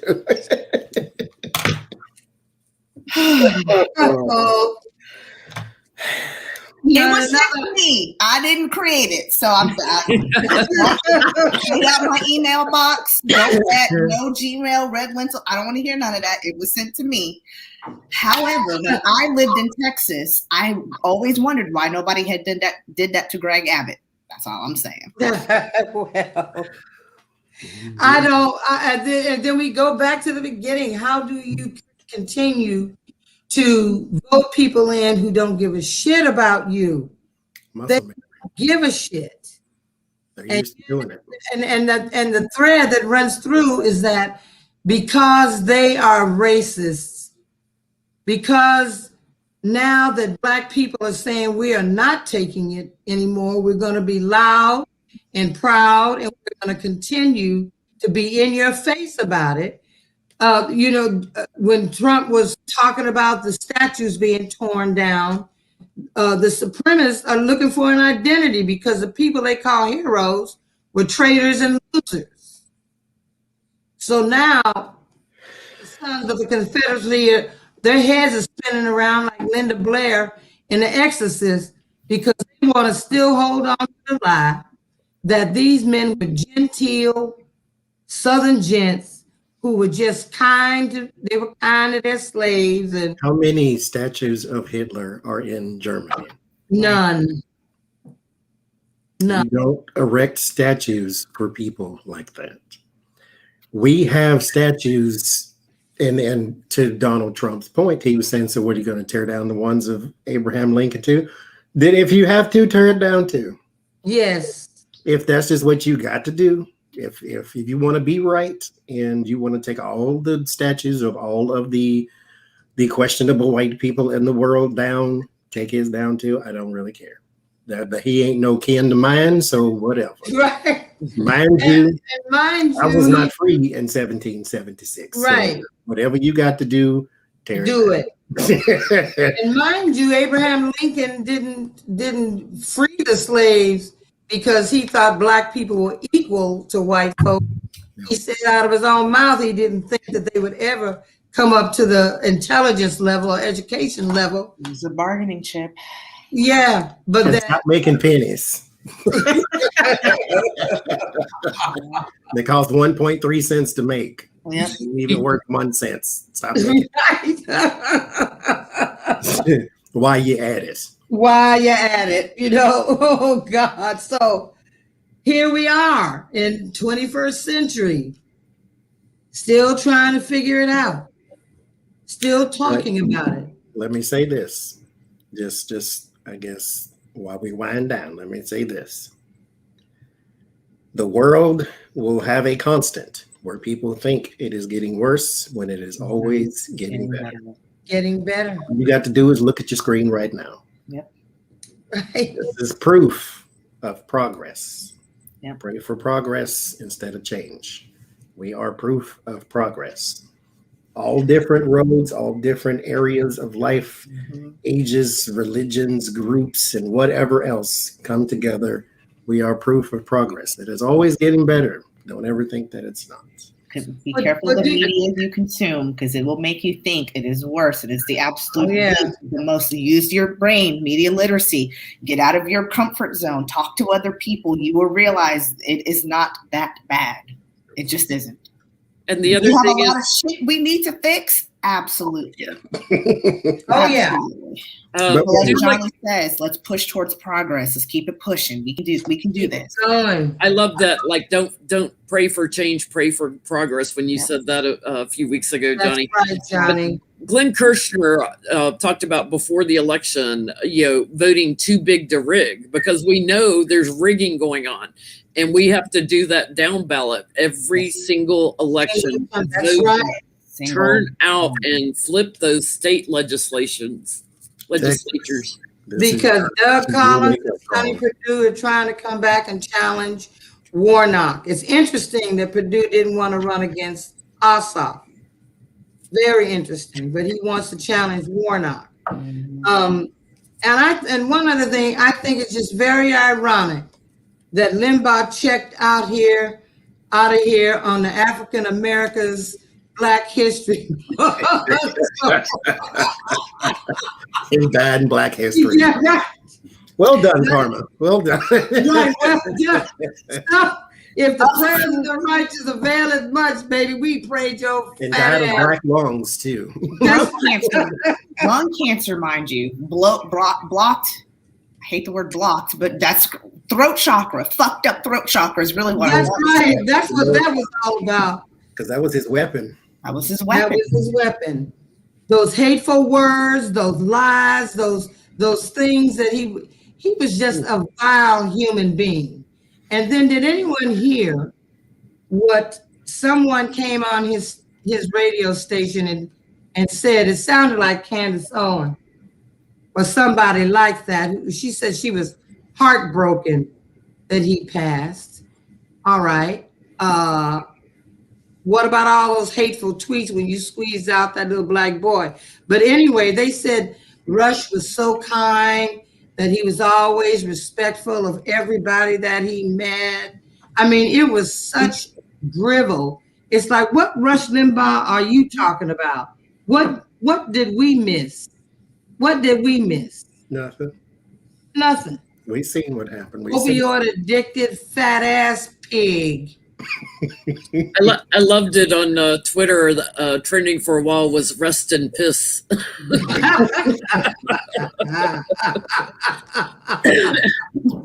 No, there wasn't too many people who was sad that his ass went on. It's like, yep, welp. One down, how many more to go? Do you think that as the older generation of these races, as they get old and die and just kind of die out, do you think that anything will change? Do you think that perhaps with them having moved on, that we may get past this? No. No. There are I too think many. the methods will change and the severity will change because, as I said, we are still progressing. So It's just they slower. will not be as loud as they once were, but they will always still be there because they have always still been here. And we just replace Donald Trump with Marjorie Taylor Greene. Yep. Now she's the polarizing figure. So we replace Limbaugh with the Josh Hawley or whoever the hell else is going to go and spew venom and hatred and be protected under the First Amendment and then get to do it week in and week out. I mean, they'll always be there. They'll still have their niche audiences. Mind you, I have to say this, and we have to hear this. It is more of us than it is of them. They're just louder sometimes. And so we don't have nationally syndicated radio shows. Yet we did. So that's why it seems like it was more of them. But there's 4 people here that could have talked him under the table. So it's not like he has more people following him. He just had a bigger platform. That's all. Yeah, he did. He had a big bullhorn. Nobody, yeah, well. And that will change now that, Twitter and Facebook and Instagram and podcast and TikTok and everybody has a voice now. Everybody has a camera. Everybody has a gone viral moment. So it'll change. The playing field will even out and it will go in the favor of those who are more positive. I do believe and have to believe. So Yeah, I have to believe that. I always say this, white Americans are going to become the minority. We know this. It's like statistically, I think it's by 2040, we slip into the minority. So, there are so many interracial couples now and families, and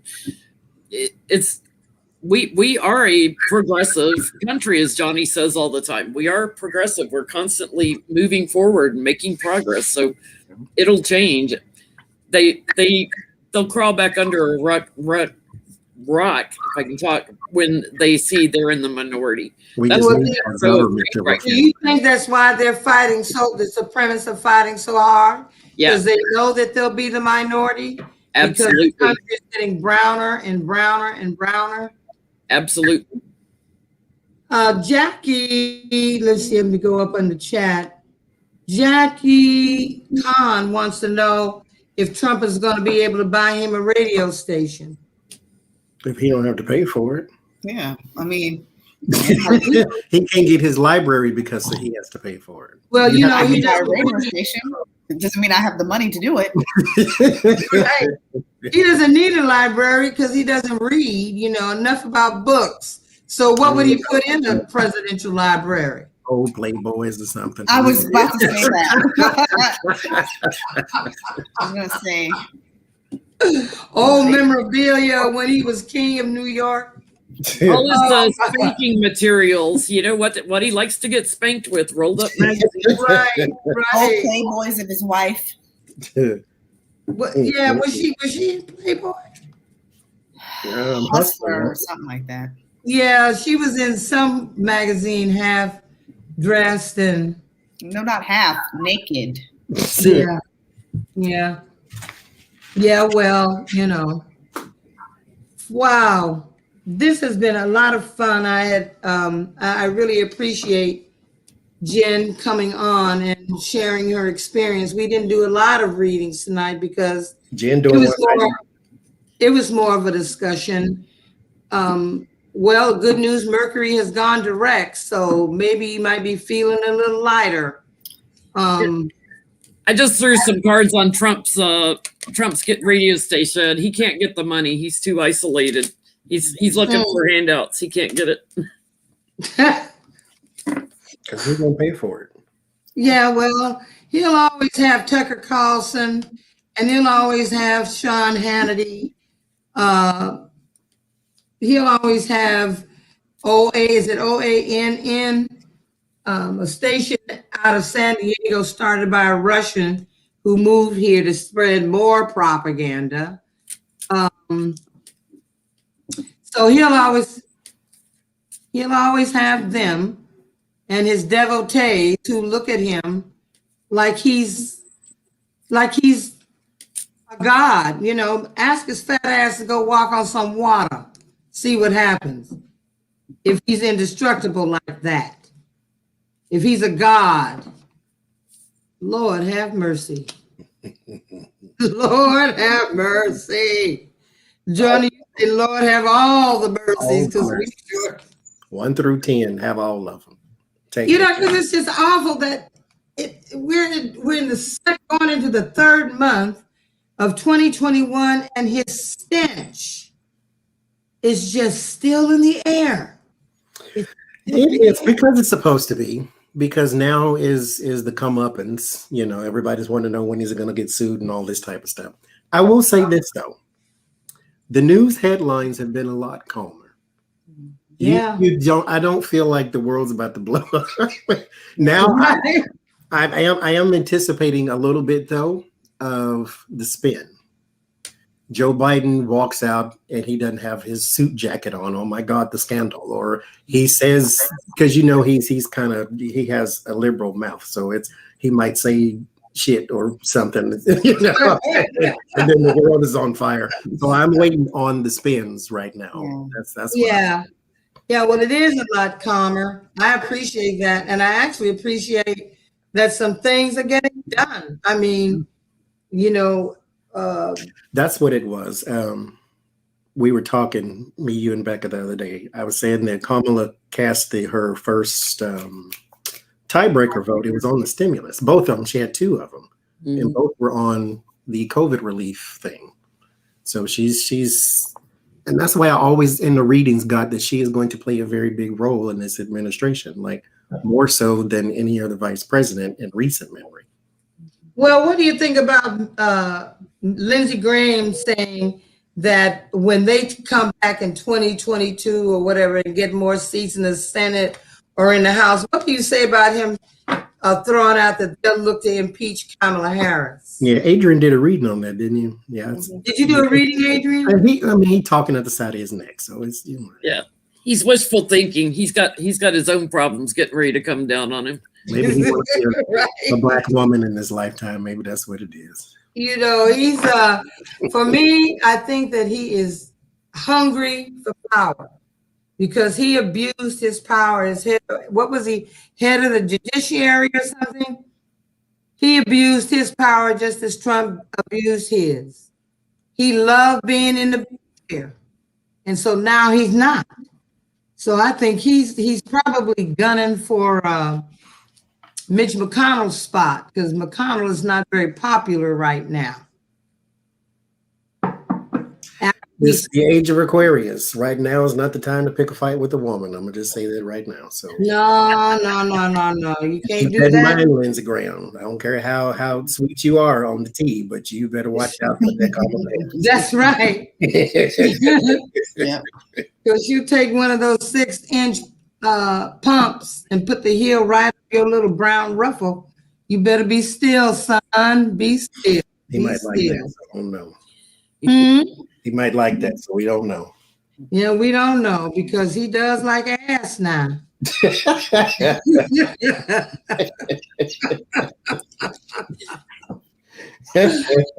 found I watched one of Ona's videos when the impeachment was going on, and she said when one of Trump's lawyers got up, she smelled ass. I thought that was hilarious. I said, no kidding, guys. I literally smelled ass. I said, well, that's because he is an ass. Yeah. You know, he might be one of them that just don't change his panties on a regular basis. He doesn't know how to use a wash rag.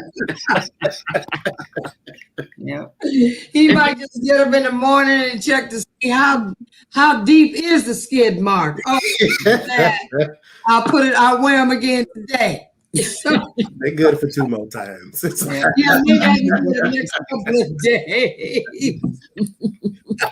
Oh, get some of the one of them shout sticks and just That's right. It's so nasty. Let's throw up in my mouth. Lord Jesus. Oh my gosh! So my prayer is that even if they were down in Mar-a-Lago, he and Scalise were down there talking about Lara becoming a politician. My prayer is that the Trump name will be trashed enough that nobody will want to put one in there for generations to come, if ever. I know I have had enough. Enough. Lord have mercy. I've had enough. Well, anybody else have anything they'd like to add? Good night and goodbye. Good night and goodbye. Thanks for inviting. Thank you, everybody, for coming on. Thank you for joining us.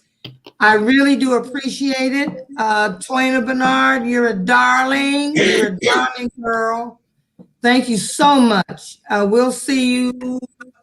Let's see, this is now the 20th. Let's see what the calendar says. 6th or something, 5th or 6th of March. Yeah, I think it might be March. Wow. I was right, March 6th. March 6th. Yep. We'll see you again on March 6th. And I also want to give a shout out to Blissful Divination. She and Adrian had a blast. We all had a blast. It was so funny. It really felt like girls' night out. Please go to her YouTube channel and show her some love. She is funny. I enjoyed it. It was a blast. And tomorrow night, we have the dynamic trio. We have Johnny, Jenn, Lynn, and Becca. Johnny, is it on your channel tomorrow? Yes, ma'am. Johnny's channel to Rose Apprentice. So, so yeah, these two superstars tune in to see what they'll be talking about tomorrow. And Johnny, if I could have found the community tab, I know you sent me a screenshot, but I guess I'm just challenged on YouTube. We'll find it for you. I could not find that screen to save. I just said, "Oh fuck it," you know.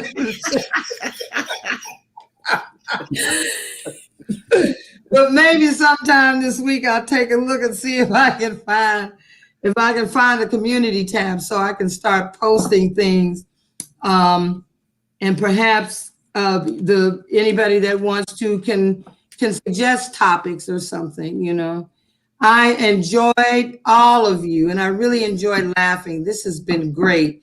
So we're gonna say good night. You all and I want to say happy belated Valentine's Day. I hope those of you that had lovers got your swerve on. Yes. Because I can stand a good back crack my damn self. TMI, man.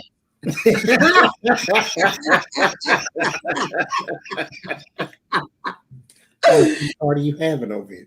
You see? So we're going to say good night. Thank you so much, and we'll see you on March 6th. Take care, and God bless each and every one of you. Bye-bye.